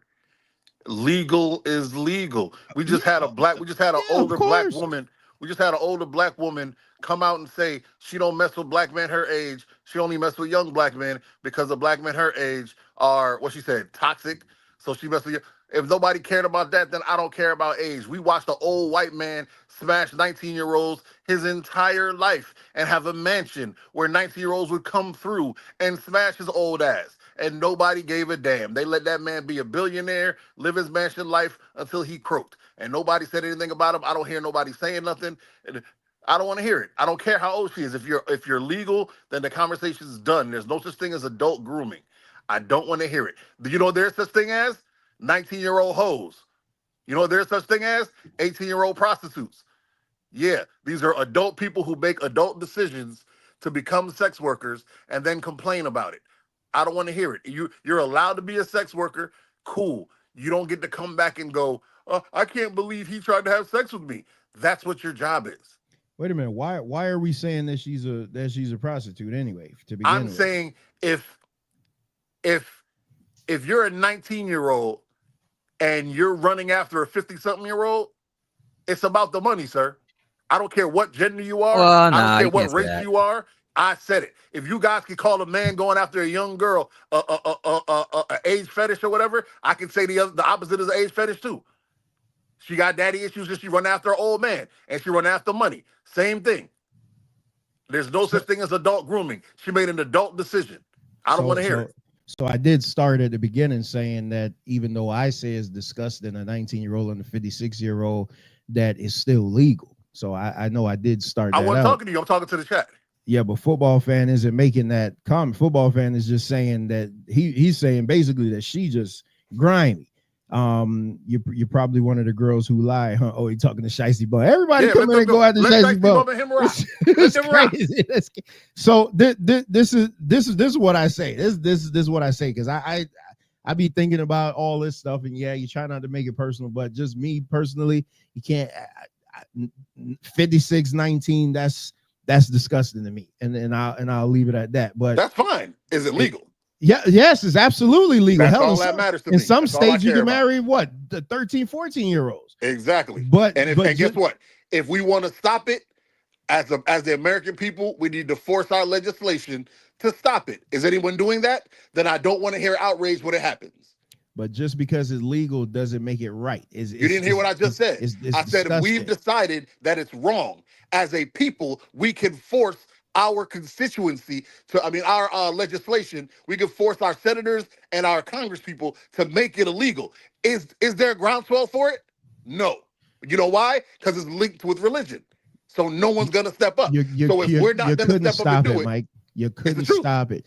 You couldn't stop it because not stop it? You couldn't stop it because the people that make the laws are the ones that partake in it. So they're not going to police. They're not going to police themselves. Let's not kid ourselves with that. They're the ones They're the ones policing this thing. We just recently had a death, a real popular death.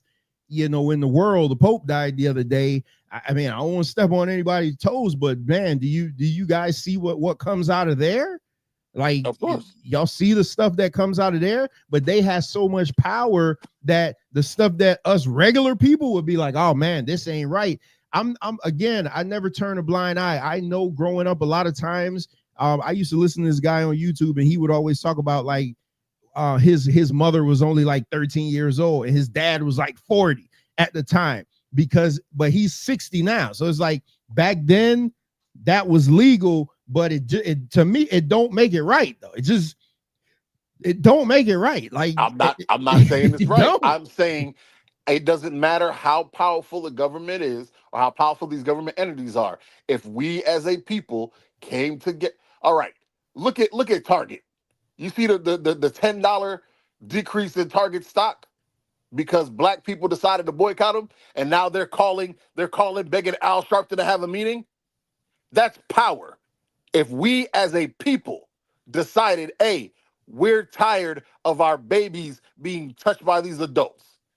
If we as a people decided, it don't matter what side of the aisle you're on, it don't matter what you red or blue, we want this to stop, it would stop. But we're not going to because people don't really care. That's what I'm saying. People act like they care. When something happens, they care. When, I can't believe those police officers didn't run in there to save those kids at the school shooting. And then 2 minutes later, hey man, Amazon got a sale. That's why I don't want to hear it.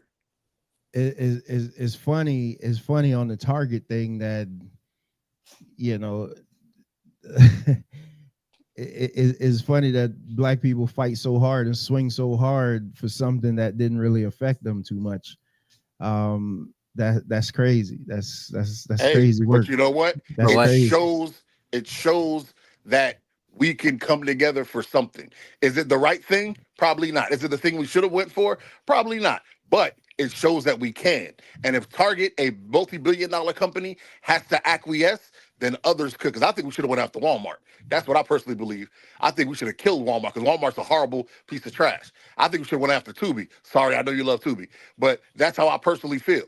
But showing that we can come together and go after a conglomerate, and the conglomerate has to acquiesce, that is stage one. And when I heard why we did go after Target, because Target, when the Kaepernick thing or the George Floyd thing was happening, Target was one of the first ones to go, hey, we're going to put money into the hood. We're going to try to help black people. And then that was supposed to start. Guess when that was supposed to start? 2025. It was supposed to start 2025. And the second Trump got in office, they all of a sudden was like, nope, we ain't doing it. Nope. That's why black people went after them. You know, Target wasn't the only company that did that, though, right? I didn't say only, but you can't. It's hard to attack 9 big companies at the same time. We can focus on Target. I remember I asked the Tape-Fist Democrats why aren't they having the same smoke for Walmart, and silence, crickets. It's funny that you would bring up Walmart though, because I actually put the fact that Walmart did the exact same thing that Target did, and nobody's going after Walmart. You know why? I'm like, why you pick and choose who you decide to go after? I can tell you why. Because Target is an easier attack. Target is it's easier to attack the people who sell things at a premium. It's easier to attack. You ever notice how it's easier to get rid of crack dealers than it is to get rid of coke dealers? Because crack dealers are right there. We can see them. They on the street.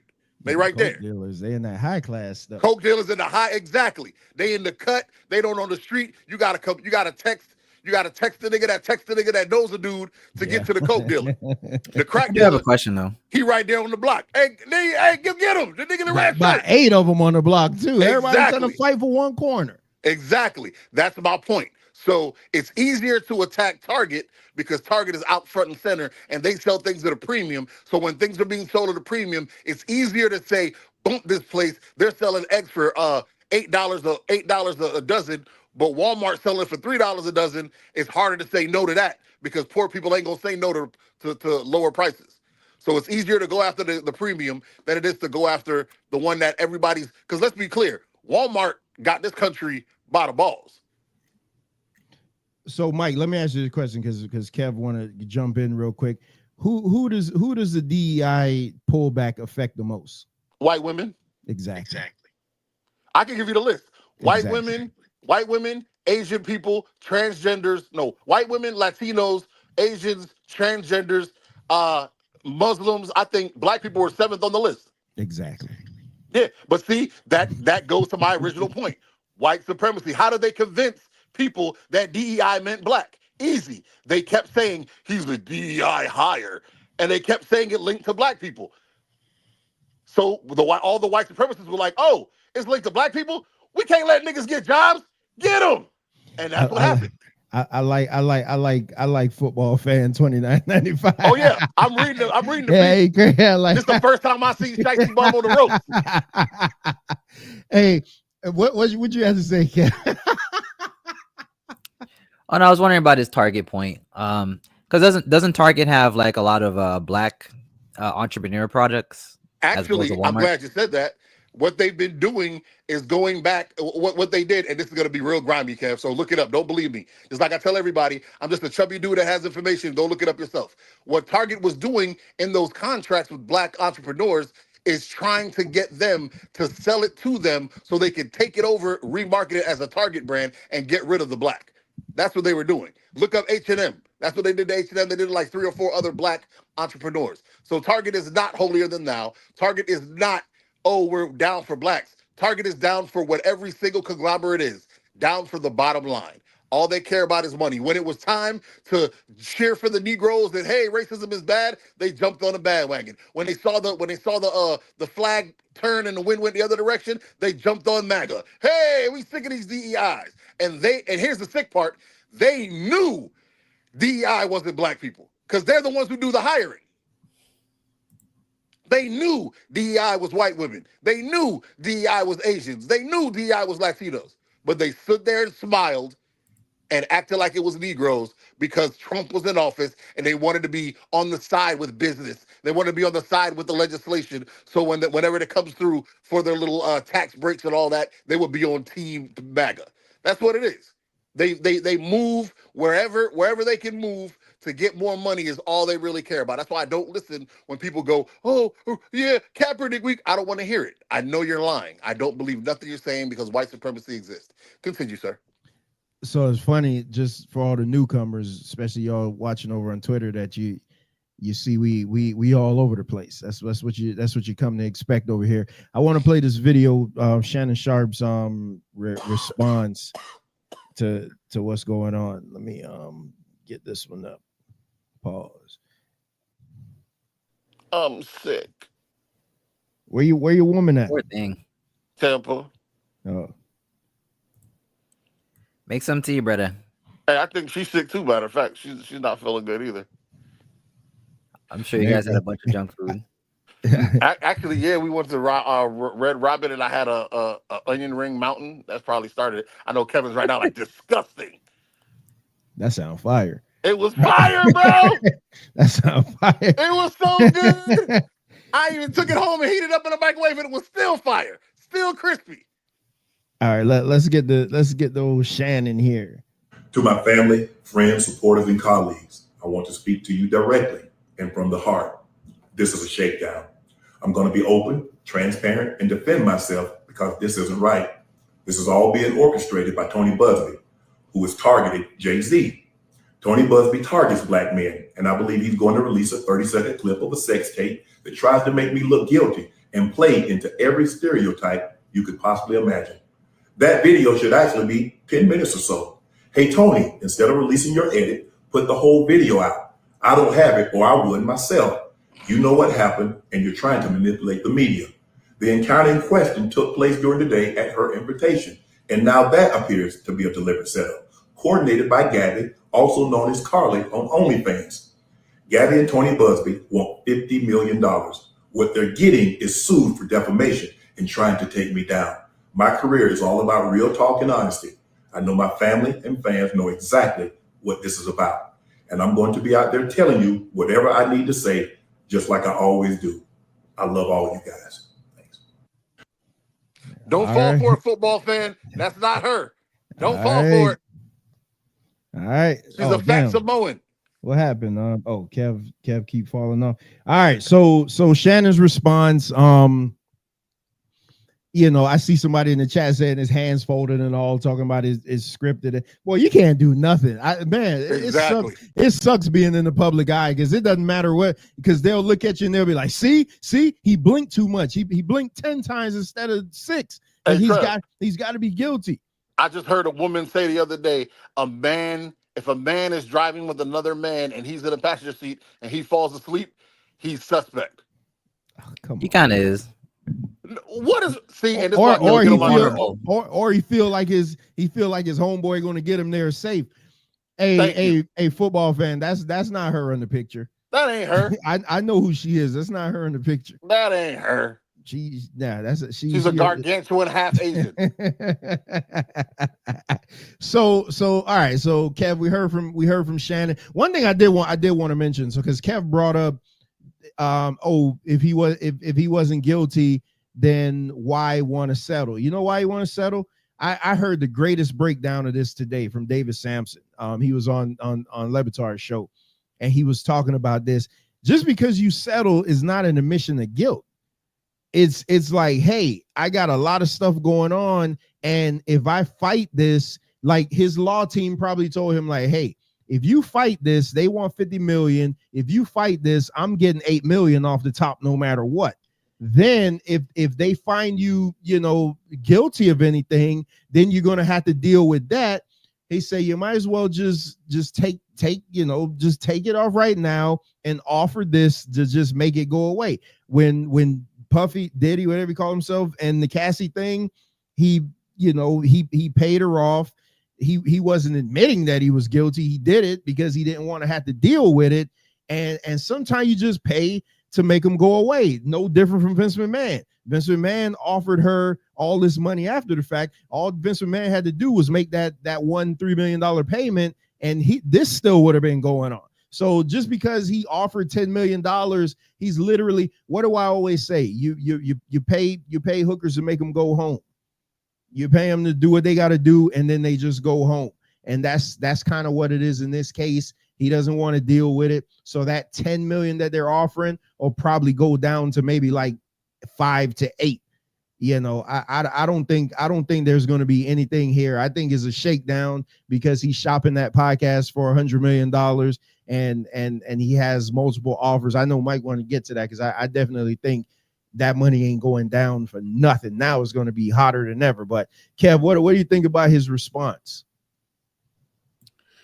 Like I said, man, that man is cooked. That's cap Shiesty. Mike girlfriend pretty, man. I ain't gonna lie to you. That's cap. Oh no, we're not talking about Mike's girl. Nah, she's beautiful. You bugging. Don't do that, Shiesty. I'm on your side, but yeah, don't do that. But anyways, yeah, I think he's cooked. Because this is not a Jay-Z situation. But luckily it's just a civil suit. If these allegations were true, she should be going to the police. And this should be like a Diddy situation where, like the FBI and whatnot is getting involved. But yeah, this is a civil suit. This is just a shakedown, I feel. But at the same time, like I said, this is a bad look because what he's saying in the audio, it just sounds awful. He's talking about he's a big black dude who chokes a white chick, and also in that audio he was saying that. He said something about it's not a good look because of what you did to me and stuff like that. So once you start hearing that, and once we start hearing more audio, it's gonna sound crazier. But yeah, this is why I say, like, yo, this the whole BDSM thing, it's shaky, like because sometimes the word no isn't the word to say stop. Sometimes they have a different word like pineapples or whatever. But yeah, with the way things are going, yeah, this is definitely it's a bad look, and I can see his endorsements going away because of it, especially if it goes further. Mike, what you got on Shannon's response? I think his response was perfect. I think you guys need to stop thinking. You guys are thinking about things like broke people, right? And I'm one of you. But you need to open up your mind. It's not just people. Anything that's rich, businesses. There's a business that instead of recalling something that could have made the population sick, they just took the punishment because recalling it would have cost them $1 billion. Taking the suits and the suing cost them $600 million. That's $400 million. That was well, they took it. That's what people do. When what's that bank that starts with a W? Wells Fargo. Wells Fargo. When Wells Fargo got caught being white supremacist and redlining black people and giving them higher rates on loans for white people that were the equivalent, when they got caught being racist more than once, what'd they do? They just paid the fine. They paid a couple $100 million. All right, we'll pay the fine because they made so much money off of the loans. They didn't care because white supremacy is business. That was that subprime lending. Yeah, yeah. It's what they do, and it's the same thing. It's what Michael Jackson did. The only problem is when it comes to black men, they like to try to make the thing stick. Everyone else, they act like it never happened because nobody talks about what happened with Wells Fargo anymore. Nobody brings that up anymore. It's like, oh, Wells Fargo, it's a respectable branch. No, it's not. They're full of racism, and I can prove it. You see that comment on the screen from Black what did I say? Black Diva. He want to settle. Black Devs 1417. He want to settle because folks got short memories. This will be old in 2 weeks. Yeah, He's 100% correct. I don't disagree at all. Hey, what did I just say? Hey, look at it this way. When what's that guy that went to jail and died in jail, and they said he had this whole big thing about the pedophiles and the kids and the island. Wait, say that again? They had the big thing where they arrested the white guy who said he had a big ring where he had an island of little kids and a bunch of celebrities were on the paperwork, and they were like, oh no. Oh, Epstein. Yes. Now look at that. Look how long it took you to get that. Look how long it took you to get that name. That name should be on the forefront of everybody. And the only reason I got it because Thinking Black dropped it in the chat. See what I'm saying? You see? No, feel me. That should be the number one thing every single American should be forcing the government to put out. Is anyone doing it? No, because people don't really care. Same thing I said about the ages, about marrying ages. People don't really care. People don't really care. That's why I rock with my dog. My dog, every once in a while, I got a homeboy who's a Republican, and me and him is cool. And I tell him all the time. He goes all the time. He'll just out of nowhere, he'll be like, "Hey, is anybody still saying what's her name? Brianna's name? I haven't seen it in a while." He'll just put stuff because people don't care. They act like they care for the moment, and then another news cycle happens, and it's over. Look at the little boy. Look at the guy who stabbed the twin, right? When there was no information, white people were standing on their soapboxes. We gotta get this Negro. He's out here killing people, right? And then when they came out, they were like, "Oh, it wasn't a knife. It was a utensil for track. It wasn't. He wasn't. He was by himself, and they were bullying him. Now all of a sudden, yeah, we got other. Oh, Shannon, look at Shannon. Ooh, it's Shannon. You see what I'm saying? That's what they do. People don't really care. They just get outraged to have something to be outraged about. That's why none of this means anything to me. I stick to my point. White supremacy is the greatest thing that's ever been against minorities, and we need to stop it. That's why I stick to my point. Because by the time we have our last show, let's see how much this Shannon thing really pops. You guys remember this. Just like and Mike is right, won in WrestleMania. When I predicted what was going to happen in the final thing of night one, I predicted Heyman was going to turn on both of them, and everybody saw it, and nobody wanted to say Mike is right till I said it. Like, y'all see, I said it right. Oh, good job, Mike. Yeah, just like that. I'm saying it right now. By the time the show is over, you're going to see Shannon as an afterthought, especially if they settle.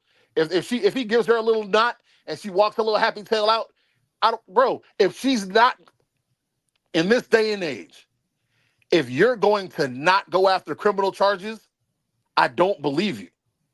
I don't believe you at all. If you're only going to go after money, I don't believe you.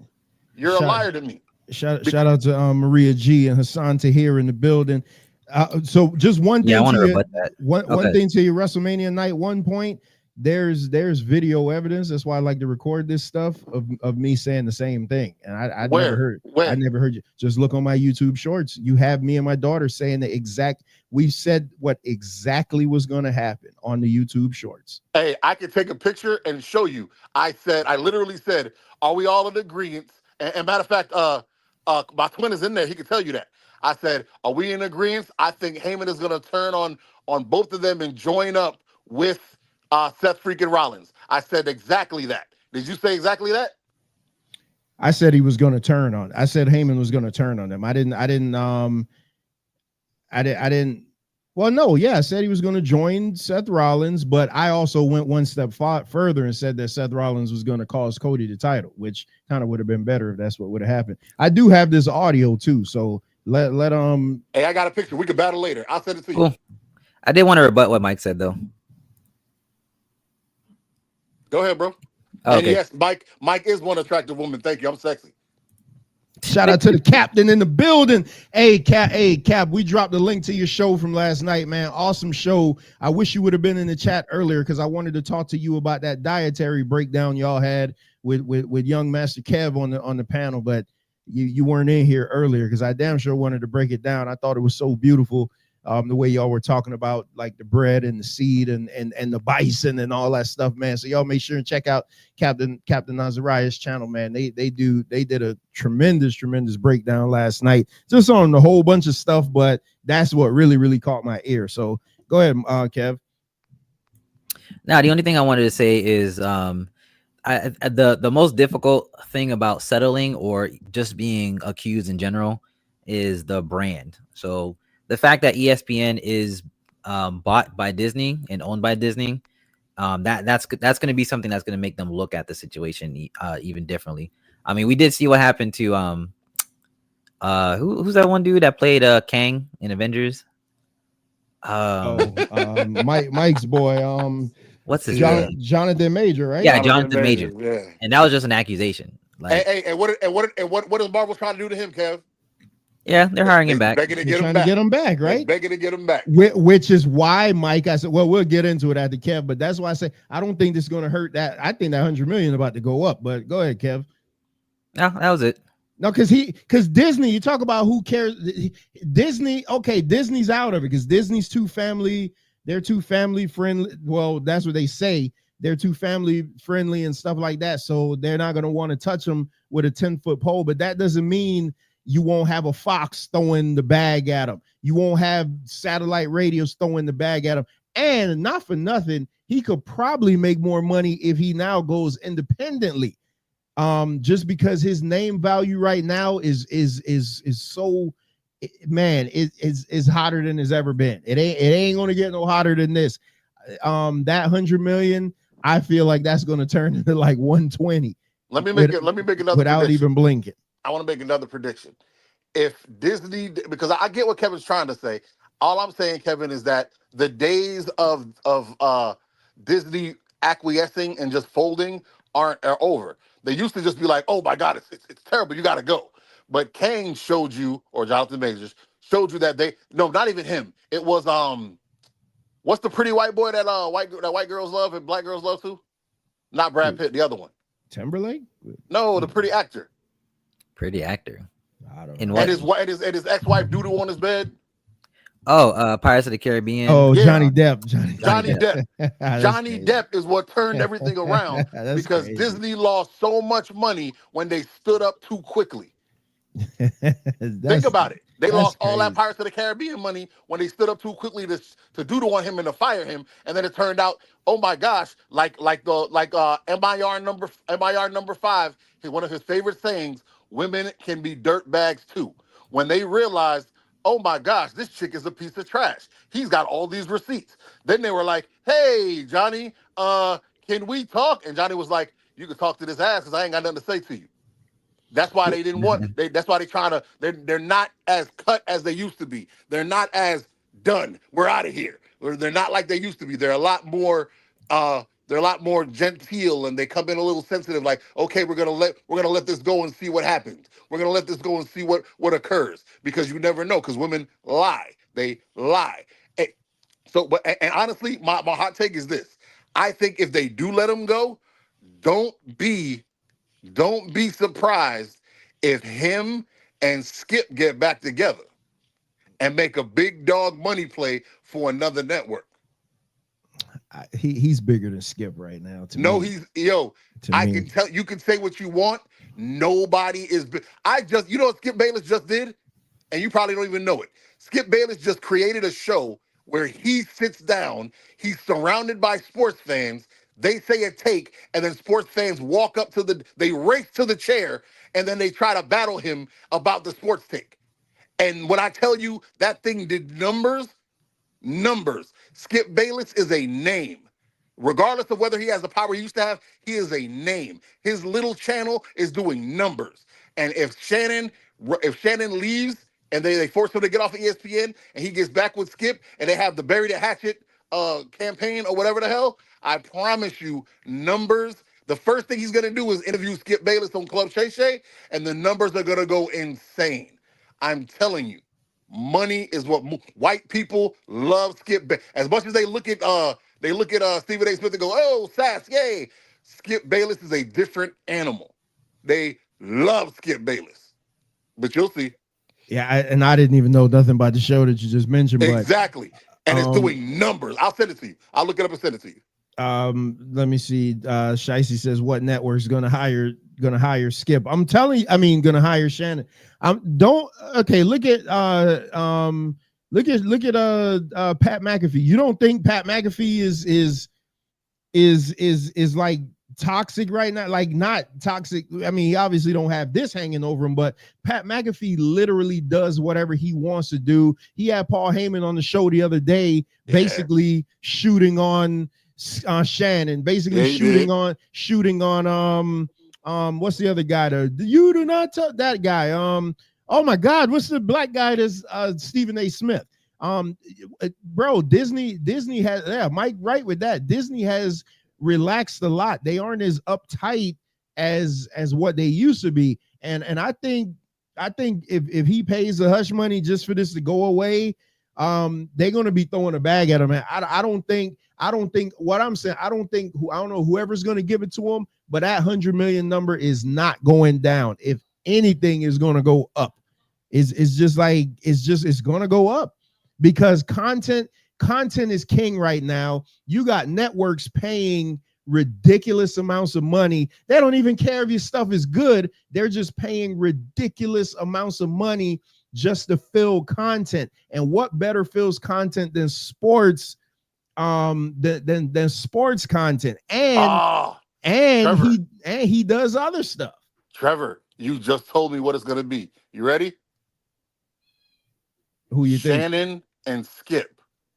Netflix's first sports talk show. Yeah, Netflix. To go right next to their live Raw. Yeah, I can see that.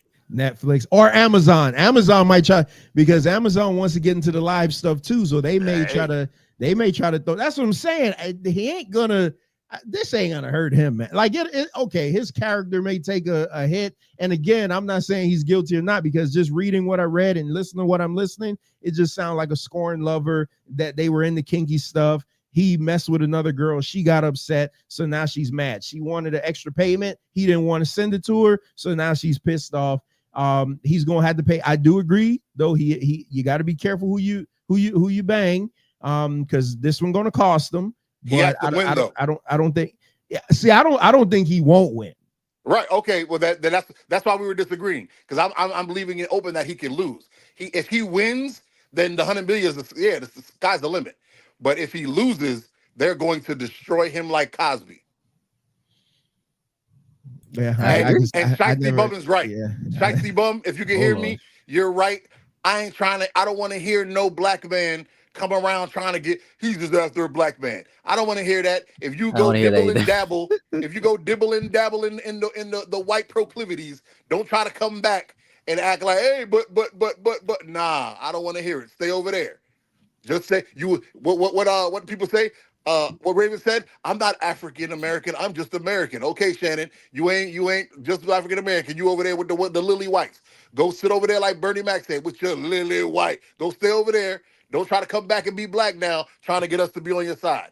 Now, don't get me wrong, I still think he's innocent, but don't try to have me. The same thing I said about Al Sharpton. The Target's going to Al Sharpton. I said, I'm not listening to Al Sharpton. I ain't listening to no perm press. Yeah, I'm going to do what I want. I'm not going to Target, period, point blank. Al Sharpton could exactly. Him and Jesse Jackson been the leader for blacks, and ain't nobody ever vote them in. Now, like they permanently ingrained in black society. It ain't nobody that I ever heard of said, "Hey, we want these two guys." And you know who ruined it? They never seen a camera that they never seen a camera that they couldn't turn down. You remember Boondocks episode with them? Mm-hmm. That ruined it for me. Boondocks episode, I all of a sudden saw them a different way. I'm like, y'all just political tools. You're just like the pastors that sold out for Trump. I'm not, no. I'm doing what I want to do. And if I said I ain't going back to Target, I don't care if Al Sharpton comes out with a Target shirt on. I'm going to be like, he's just a bullseye. I ain't got nothing for him, bro. That was a bar. You like that? That was a bar. I ain't I'm got shopping nothing at for Target. him. Y'all bugging. So let me say this because I'm glad Kev done. said that, but I'm glad Mike. I go to me, Target is a million times better than Walmart. Of course it is. Their Of course it carts, is. their carts work. Their associates, actually know what they're talking about. Actually clean. The store is very clean. The only thing I don't like is what they're pushing in Florida with the men could use the women's bathrooms. I don't get down like that. But as far as for me, this DEI thing has nothing to do with why I'm not going to Target. You know why I don't go to Target? Because I can get the shit cheaper at Walmart. And that's what I said, right? That's why I say I agree. At the end of the day, I care about my wallet. That's why they didn't attack Walmart. That's why I was answering your question. They will not attack Walmart because cheap will always beat. But you know why Target ain't gonna win? Because there's a business called Publix. As long as Publix exists, we don't need Target. Publix is getting kind of high too, man. I wish Winn-Dixie's weren't closing down. Yeah. And Costco, like Black Dev said. Costco, we rock with Costco. I'm mad that the only Costco near me is like 3 cities south, and I gotta mess with Sam's. But I love Costco. Costco's my lick. Trying to see where there's a Costco, but yeah, damn, they are far. Yeah. No, yeah, we got 2 within like a 10-mile radius, but yeah, man, hey, listen, this is what I was trying to tell them on Tuesdays that I deal with my dollar, man. Like I think about my dollar, man, and there's just certain things, especially now that we got this damn cat. There's certain things you're not buying at Target because when you go to Walmart, is sometimes $3 to $4 cheaper, and you're buying it so many times during the month that you're like, oh man, that stuff is adding up. So, forgive me if I don't jump on the blackety black train all the time, but hey, that's why all these exist. I hope all these destroys Walmart. I hope all these comes in with their German asses they become a better Walmart. I love all these way more than Walmart. You know why Aldi won't ever touch them though is because Aldi doesn't carry name brand, and people hey, as well as I do, our society, they love the name brands. They don't care if it's all the same shit, if it's all packaged the same place, if it's all made the same place. They want the name brands, and to them, going to Aldi just seems cheap. I didn't know Aldi was so lit. Like Aldi Aldi's is a joint. Man, Aldi sells like beach furniture and all type of shit. Bro, like, hey, you know the chair that I bring to your house when we ever have the party? That green chair? Yeah. Where you think I bought it? From Aldi? I saw it for $20 at Aldi. I bought 3 of them. Yeah, Aldi. Yeah, Aldi be slapping, man. Aldi. Let me see where we are. Hold on. Guess what? Name brand matters until these tariffs drive the price up so high that nobody's gonna care anymore. When Nikes start costing $800 a pair, Bobo's is gonna become the new Nikes. Watch. So I think I said this to Kev. I may have said this to Kev, but I know I said it to somebody. But I said this. Yes, okay, yeah. The tariff thing is happening, is a real thing. But based on some of these commercials that I'm watching, like you'll see these commercials where they'll be like, oh, yeah, come buy now before the tariffs kick in. Buy now before the tariffs kick in. I think all this stuff is to cause impulse buying to try to try to spark the economy again, to get some more money into the economy, and it is all a fear tactic. Ooh, yes, Trevor, yes, it is going to go on, but I don't think to the point that everybody's making it. We were talking about the washing machines and this and that. How many doggone times you buying a washing machine? We bought this house 5 years ago, and I still get the same washing machine. Facts. Like, how many times are you buying washing machines? You missed the point, family. You went too far. The tariff thing wasn't to jump the economy. The tariff thing was to make the rich richer. I keep telling y'all, and Wayne keeps telling y'all, there's things called puts and gets. You can make money, and Kevin, I tried to explain this to you the other day, where you can make money when the stocks go up, and you can also make money when the stocks go down. And if you look, Trump put out a message on his social media telling everybody, hey, I'm about to do it. And then he put out the message about tariffs, and stocks went crazy down. And all the rich people started putting those how to make money when the stock go down. They made billions of dollars. And then he was like, oh no, I'm going to cancel tariffs. That's what he did. That's not a back and forth. That's literally what he did. They made billions off of us. It's a game. They're just trying to make themselves richer. And to keep his base happy, they're going to push Project 2025 to the white supremacist order. That's all it is. I keep telling y'all, he don't care. He just want to be rich. Well, that doesn't affect the average man, though. Of course it does. If money's being taken out of the economy, who do you think has to suffer? Out Y'all of think the too economy, small. like out of the Yes, average because man, you're saying? rich people don't spend money. That's what I keep telling y'all. Rich people don't spend money. Rich people get stuff for free, and then they hoard their money in other countries. That's what they do. Rich people get stuff for free, and then a rich person show up to a restaurant. The guy goes, "Oh, come in, sir. Here, I'll give you this tomahawk steak for free because other people see you here, and he's gonna make money off of the regular man coming because you're here." Well, It's a fact. Why do you think they have hosts to parties? They have. I debate that, but that's another way of branding yourself. So I'm not gonna get. And branding yourself makes money for you and the other rich people. We're the ones who are not making the money. Where do you think the money's coming from? Who do you think is paying the money? It helps everybody. Branding helps everybody, including How does it help you? How did the tariffs help you? I don't know about tariffs, but I'm talking about branding. So with your example of a restaurant, if I'm a restaurant owner and I have someone who's important, who's rich coming into my restaurant, that's going to benefit me. You made yourself the restaurant owner. You don't own no damn restaurant, Kevin. I said you. How does it help you? How do tariffs help me? It helps me if I wanted to invest in the stock market. You said you weren't talking about tariffs. You said the restaurant. So if a guy gets free food from the restaurant and the restaurant owner is going to make money, he's going to make money. What do you get from it? You, Kevin. I get recognition of a restaurant. I don't know. No, you don't get you get to pay for the food of the restaurant. That's it. You don't make no money. I think you're missing my point. You're missing my point. Y'all don't make no money. Y'all be so small. Go ahead, Kev. I mean, Trev. I forgot I had this video. But the audio, yes. Yeah, the audio. Did we but you know, we all survived 2008 because there was an end of the world there. A lot of us survived COVID, end of the world there. I think we're gonna be fine here. And I think I said this and I got argued at accused of victim blaming, which is crazy. But I think our people, especially our people, need to learn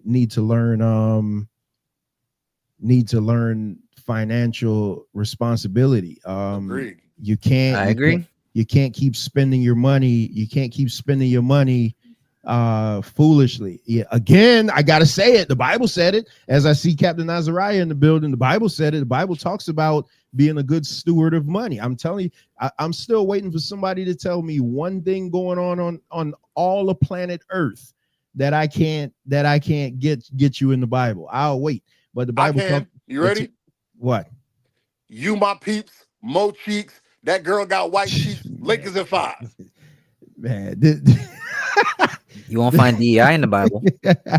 The Bible talks about being a good. The Bible talks about being a good steward of money, and I think our people, especially, we don't handle money well. We impulse buy, and it's funny with all these commercials talking to all these furniture companies. Like, how many times a year you gotta buy furniture? Like, seriously.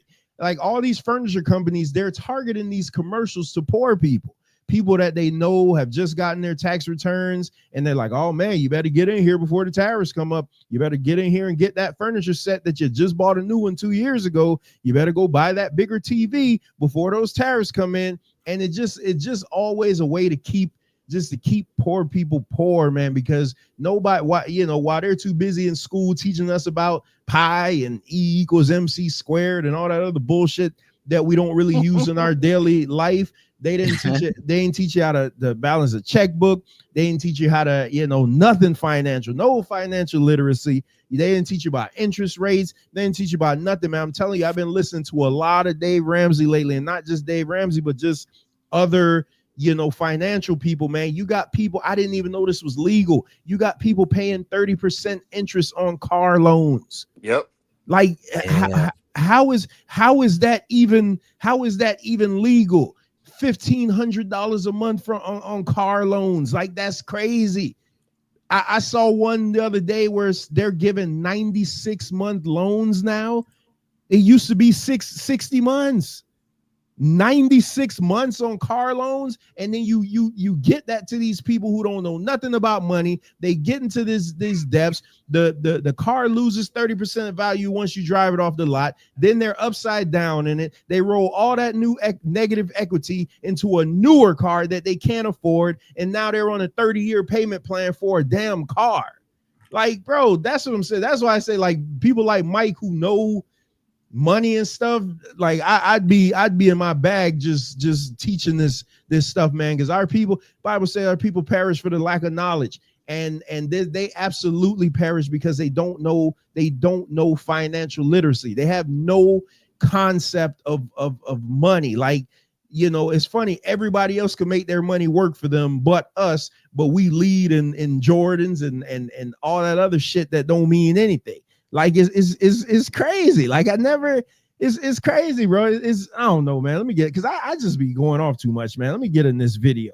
Mike, Thinking Black says, Mike, I need help learning options. I'm telling you, man, Mike is the man when it comes to that. Mike and Wayne, when it comes to all that stock and all that stuff, they the man. They're not financial advisors. I'm doing the air quotes, but they know, because I don't want nobody to say, oh, we giving out bad information, but they know what they're doing when it comes to that. I tell them like I told Kevin, and Kevin, I proved this to Kevin. I hope he'll back me up. If there's any certain demographic you want to teach you about stocks, they're on the internet. If you want an Asian woman to teach you about options, you can find it on YouTube. If you want a black man to teach you about options, he can teach. There's a guy on YouTube. If there's a black woman you want to learn from with dreads, with locks, she's on YouTube and she'll teach you about options. Am I wrong, Kevin? I'm the one that told you that. What are you talking about? Boy, you ain't never said that sentence in your life. Shut up. Lord. Good thing we're recording. Yeah, good. I would love to hear it. That's why, Mike, there's this button on YouTube called Go Live, and all you got to do is just title it like tax tips for dummies, not tax tips, but trading tips for dummies. And there you go. I mean, that's what I would do if I had that knowledge. I'm just saying, if I knew somebody who could do that, that's what I would tell them to do. Let's get into Shannon's this leaked. I haven't heard this, so hopefully this is the right thing. Let's get into this. Well, what, Gabby?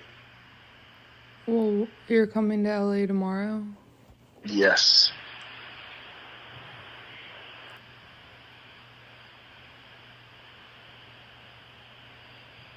Well, I don't know why you want to go out. Don't worry about it, Gabby.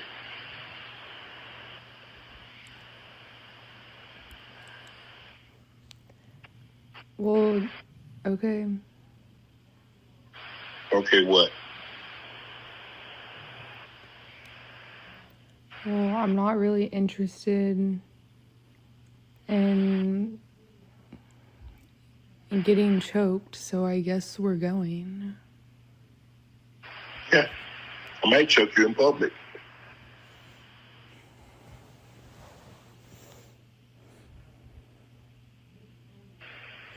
Big black guy chokes small white woman.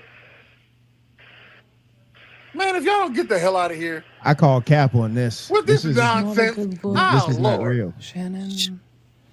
Not a good look that you do what you did to me. Nah. I'm good. I thought it was gonna be damning. Yeah, I don't buy this. Well,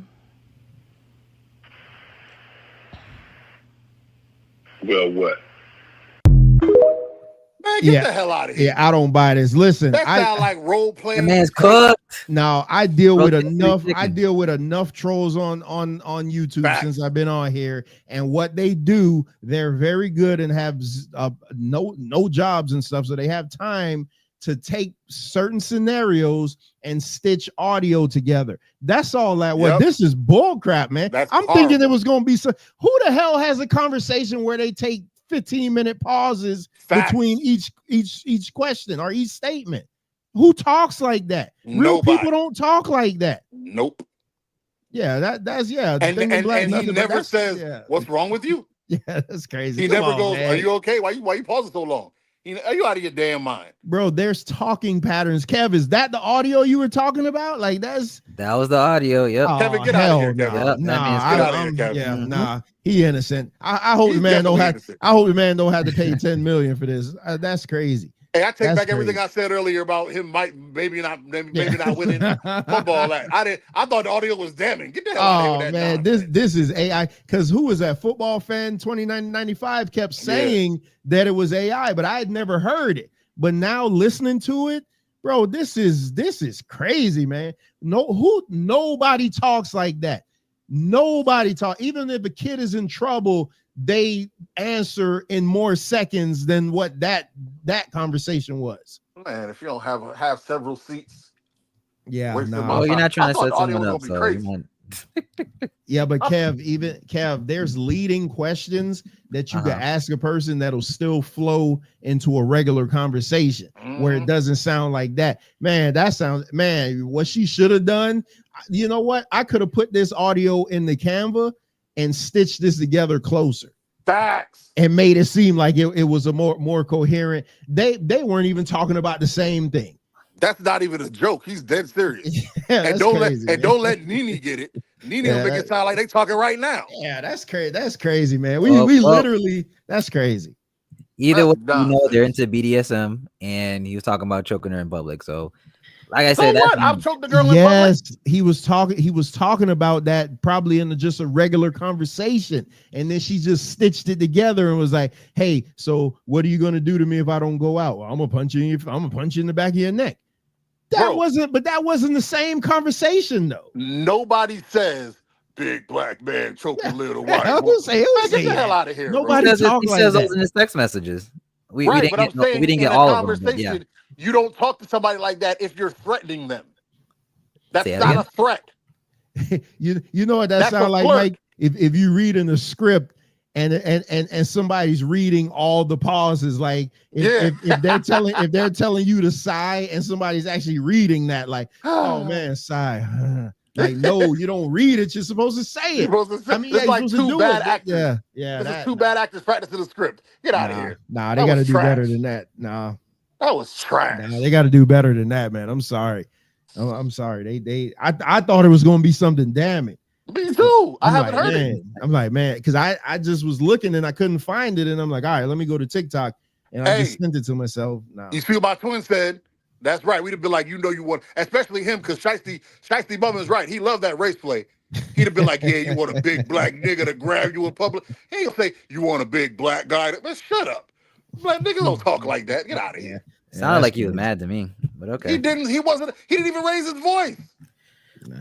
he said I sound more something. bad now. Listen. He said it's not a good look for what you did to me. What you effing did to me. But listen they to this, bleeped it out. So of Listen course it to didn't this. sound as bad. All right, Kev. I'm gonna let Kev believe whatever Kev want to believe. Well, what, Gabby? Well, you're coming to LA tomorrow? Yes. 20 seconds. Well, I don't know why you want to go out. Don't worry about it, Gabby.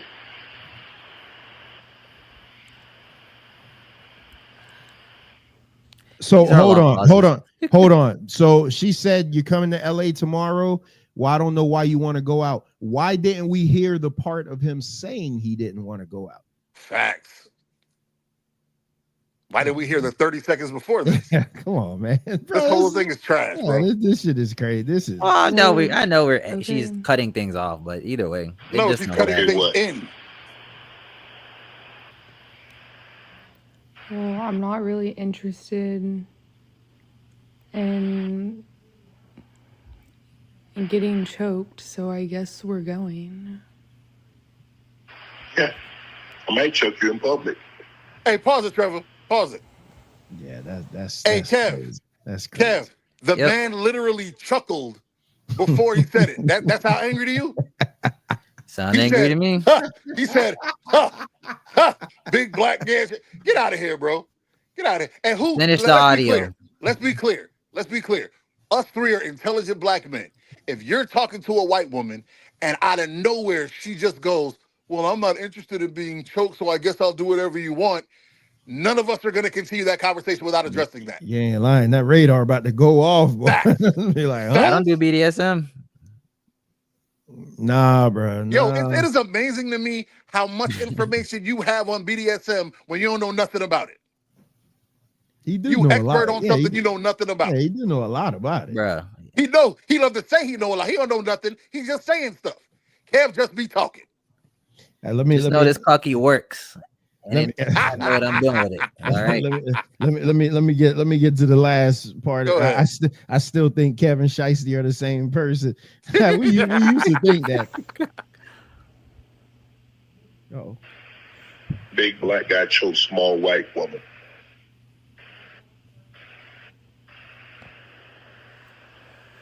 It's not a good look, Shannon. Not a good look that you did what you did to me.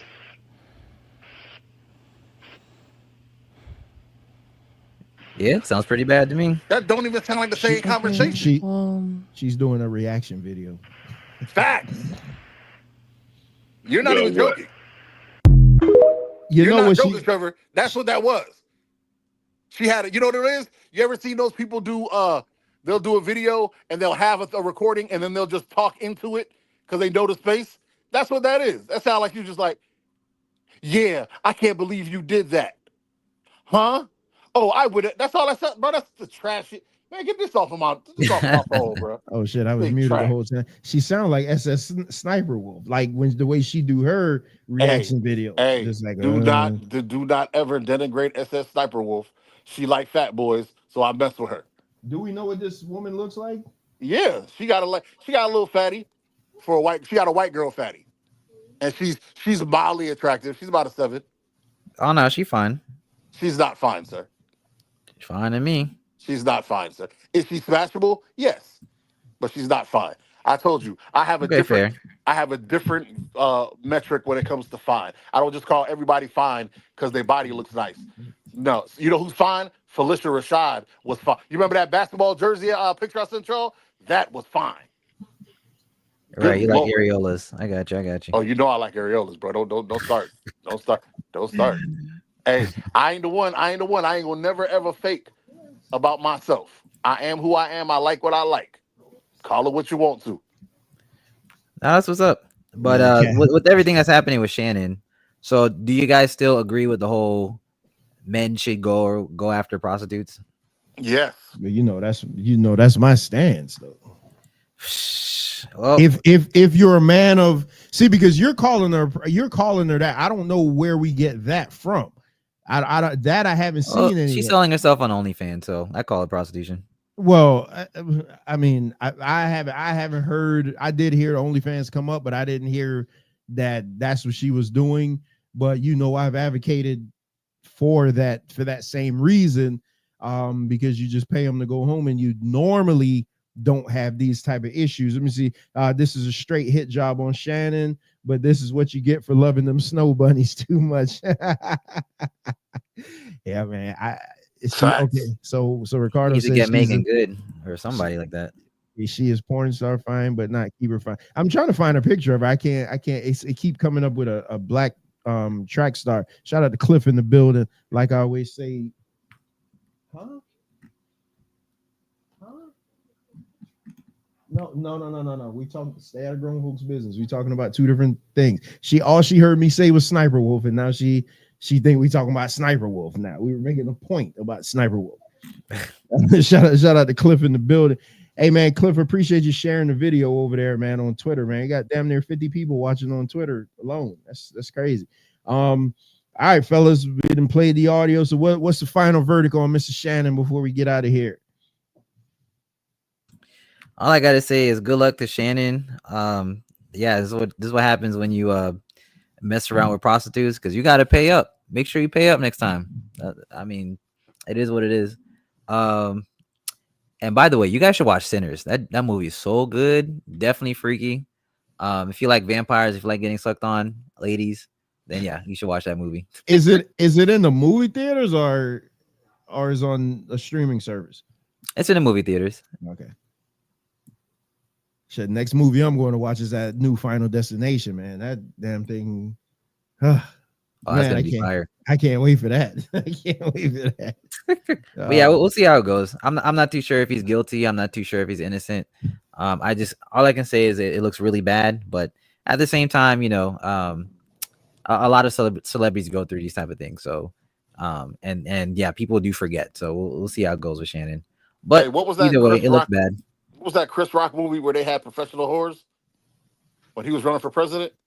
Oh my God, head of state. Head of state. That's what they should have. Every powerful man, there should be a corporation where they just got hoes, just women who love to be promiscuous, who all sign DNRs, who all are who have detonations in their body if they ever go against the T. I don't know, but you're not allowed to snitch. All your job is to be the nastiest, freakiest whore you can be for these powerful men. That's what they should do. Because trying to get it on the low is stupid. It don't make no sense. And all it's gonna do is put you in a position like this. And Sinners was fire. I saw Sinners on Thursday with my lady. I still got the collector's cup and popcorn thing from that day. It was amazing. The only thing I think people are missing, they keep saying the music came from the playing. I think it also came from the blood in the floor because it was the killing room, and it came from the blood of the ancestors of the people that were murdered there. Because everybody watched it already. So I mean, just hey, I didn't. Nobody knows what I'm talking about. What am I talking about? I don't know, but damn, Exactly. I'd like to be watching it and be like, oh damn, that's crazy. You're not even gonna realize what I'm talking about. Man, this man, exactly. This man, hey is man, like, damn. Hey, what's today? Today's Thursday. Today's Wednesday, right? Yeah. It came out on Thursday. You almost a week behind. Get out of here. That don't work like that. You got money. Catch up. Go see a movie. Sometimes I've been out doing other stuff, man. Sometimes because the next, like I said, next movie I wanted to watch was Final Destination. I thought this Sinners thing was like a Netflix thing, so I'm like, all right, we'll watch it over the weekend. Because I haven't seen any commercials. I'm telling you, I don't watch TV. Neither do I. I literally just be in my own world, man. It was all over the internet, fam. Hey, I check social media once a week. Man, that's crazy. Hey, you're wrong, Mike. Just admit it. No, anything. No. Hold on. Am I wrong for spoiler alert? Yeah, I was wrong for that. Okay. But anything that has to do with black people doing black stuff, I make myself a party to it. This is a black man who has a black leading man that they came together and made a black movie that he owns the rights to. Think about that. He's going to get the rights back in, I think it's 20 years. So how many, Yeah, I think it's something like that. Yeah. How many directors can say that? The answer is not a lot. Not a lot. Studios own movies. This man is going to get the rights to this movie back. He's going to get, after they do their little run for whatever, this is going to be a big thing for him. And it's his 5th movie, and every single one of them have been fired. The worst movie he made is the second Black Panther. Okay, I was about to say, well, let's not talk about that Black Panther, but... Hey, the only reason you don't like the second Black Panther is because you saw the first one. No, the only reason I don't like the second one is the second one sucked. The second one didn't suck. It wasn't as good. If you saw the second one first, you'd have been like, wow. No. Yeah, you would have been. No, the second one was terrible. They had the perfect opportunity to bring Killmonger back, and you make what's the name, Siri be the Black Panther? Come on, man. DEI, man. Yeah, DEI. Stupid. People were too torn. They wanted to respect Chadwick Boseman's words. They wanted to respect other people's views. They wanted to respect the source material. It was too many things. But like I said, if the second Black Panther is your worst movie, you are doing firework. The first one was awesome, though. Of course. Hey, the only Marvel movie that ever got for an Oscar, up for an Oscar. That was tremendous. So Thinking Black says 25 years. Okay, so he gets the rights back in 25 years. Okay. It seemed like a long time, but it's not really. I might go and give you. I still haven't seen Black Panther 2. Don't waste your time thinking like. I haven't either. I just heard it sucked. No, it's not good. It's not good. And you know, so I'm not gonna say it because That's my why I daughter. said source of cereal, twin. Yeah, my daughter right here. So I don't really want to give out the reason why it was so bad. I think you don't like it the same reason you don't like the Woman King. Exactly. I knew it. I knew it. Just terrible. Nah, the women were fire in it. They just put too much women in it, which is ironic, I think. Kevin, that is sexist. Who has stolen Kevin's mic? Nah, and the villain wasn't good. I didn't like that water guy. Like that wasn't. See, that's because you guys don't read comics. Yeah, I That don't. guy's a I big didn't know. thing. But in the movie, he came off like it didn't come off. It just didn't come off good, man. It just didn't come off good. It was too long. Really? If I feel like it added an extra hour from the original one. Y'all gonna make me go watch this tonight. Yeah, you got to, man. It wasn't good. It was not good. Because watch he's it on not a my villain. website. He's an anti-hero. He's not a villain. Was not good at all, man. All it just man, it wasn't good. It wasn't good at all. But all right, fellas, let's go ahead and get out of here. Damn, we about to hit the 3-hour mark. This is like old time's sake.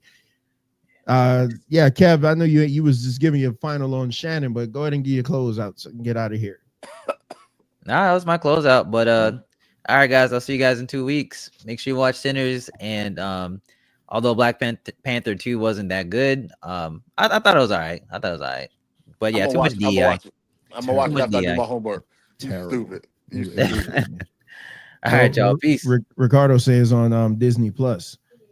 I got it on my Plex. Yeah, that shit sucks, man. And then it was too long, man. It's like, bro, if you're gonna be bad, just be like a watchable 2 hours, which is pushing it, but just be watchable for 2 hours. You just didn't want to like it, bro. You wanted Killmonger, and you weren't gonna like it without Killmonger. Don't push. Yeah, but I didn't know that Killmonger wasn't going to be the Black Panther. That's the thing. So I didn't go in knowing that he wasn't going to be it because nobody was spoiling it for me. I did like the end though. I did like the end. The end. You had a vision. You had a vision in your heart of Killmonger showing up, and when he didn't, you were let down, and the movie couldn't have been saved after that. But he was in the movie though. He was as like a spirit. But they had a perfect opportunity to bring him back, which disappointed you even more. Yeah, that you're proving my point. The end. I like the end though. They did. The reveal at the end made me just smile. Like I'm like, okay, so we could do this. We could do this because this works. This works. The other 2 hours and 43 minutes before doesn't work, but that works.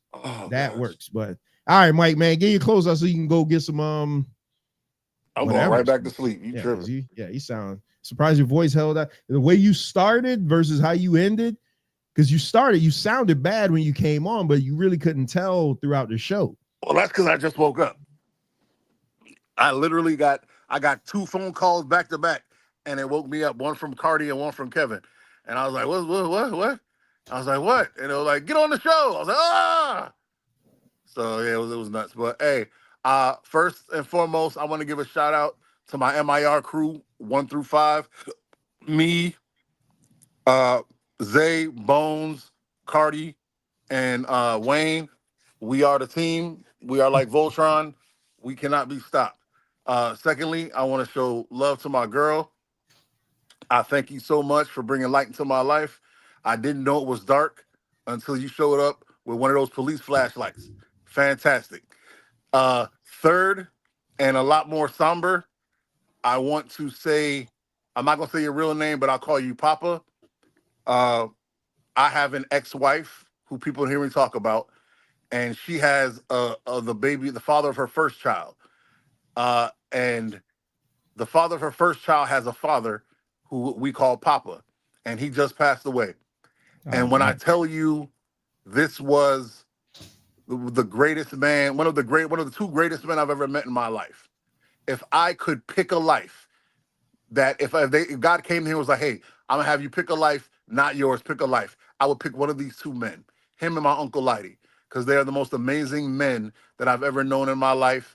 I love both of you. I'm sorry that we didn't talk because it was contentious after my ex and I broke up, and your son said some things that made me step away from your family. So I didn't get to talk to you for a couple of years, but I held no less regard for you. You are an amazing human being. I know the Lord is glad to have you up there because he needs somebody to sit by his side and play some cards with him or cook some smoke some meat because nobody can smoke like you. You are the man. Pause. You are the man that made me want a garden. I really wish I could go to your house and take up all the PVC pipe that you have that makes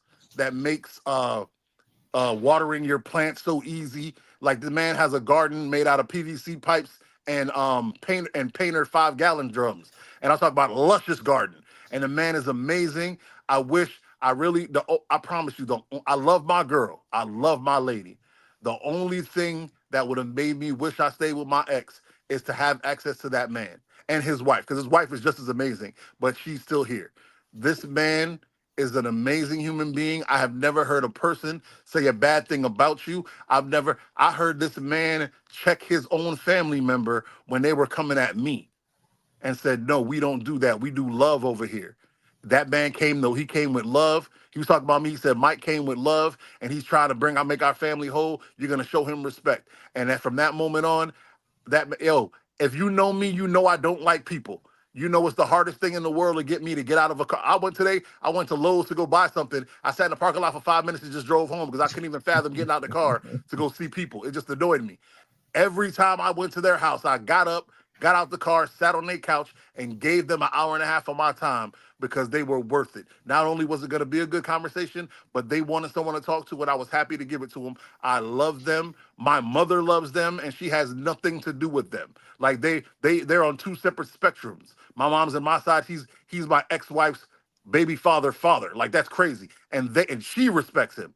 That's how amazing a man he is. Sir, you are an exemplary vision of manhood, and it shows in your wife, how your wife holds you in such reverence. It shows in your kids, how your kids look up to you, and it shows in me how I am not related to you, and I've only known you for a fraction of your life, and the amount of love that I have for you is immeasurable. You are a man, first and foremost. I am happy to be able to call you some sort of father, and I hope this rest that you have that is well-deserved is more than a rest, but it's an exaltation of who you were and who you are, and I will do my best to be what you thought I could be on this planet. I love you, Papa. I'll never stop. Thank you very much. You have a great life. All right, Al, I'm out.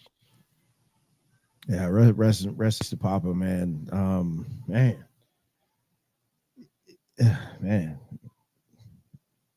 Yeah, sound like a great man. Everybody, thanks for coming through. I really appreciate you guys coming through tonight, especially those of you watching over on Twitter, man. I really appreciate the huge turnout.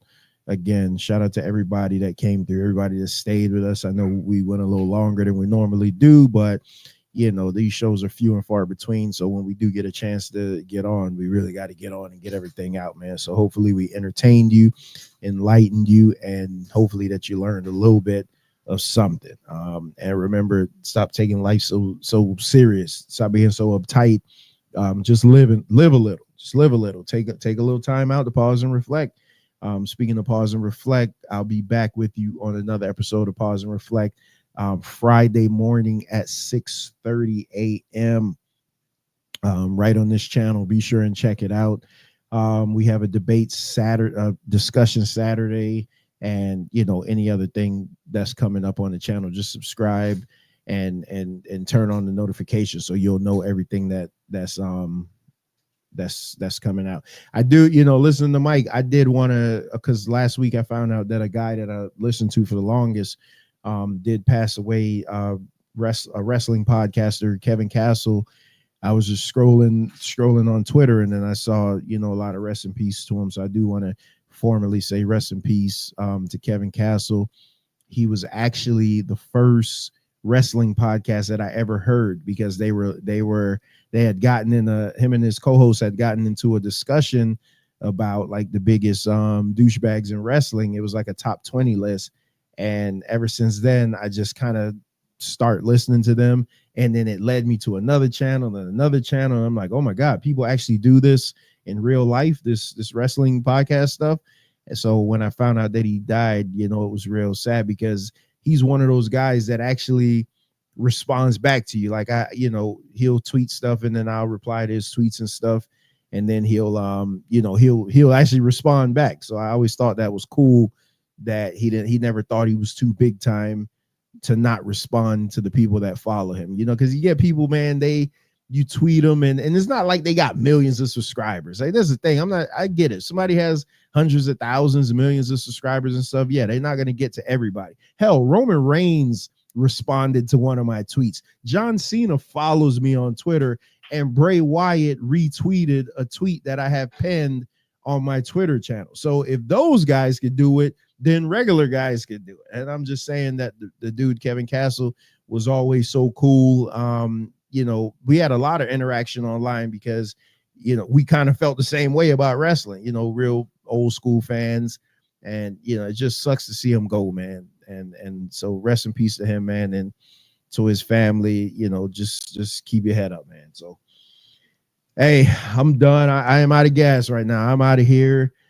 I'm past my eating window, so I gotta kind of, you know, figure it out right now because I've been doing this intermittent fasting. So my cutoff time is 8 o'clock. So I did that to entertain you guys. So I missed my cutoff time, and I can't start back again until 12. So I may have to finagle some time around because I don't know if I'll be able to make it that long. But nevertheless, man, appreciate you guys for coming through, man. Make sure and like, share, and subscribe. Share the video out. Let's get the word out. What's going on over here? There's something for everybody. You know, and you know, the shows aren't as many as they used to be, but we still have some quality going on. So until next time, man, I'll see you guys on the other side. Peace.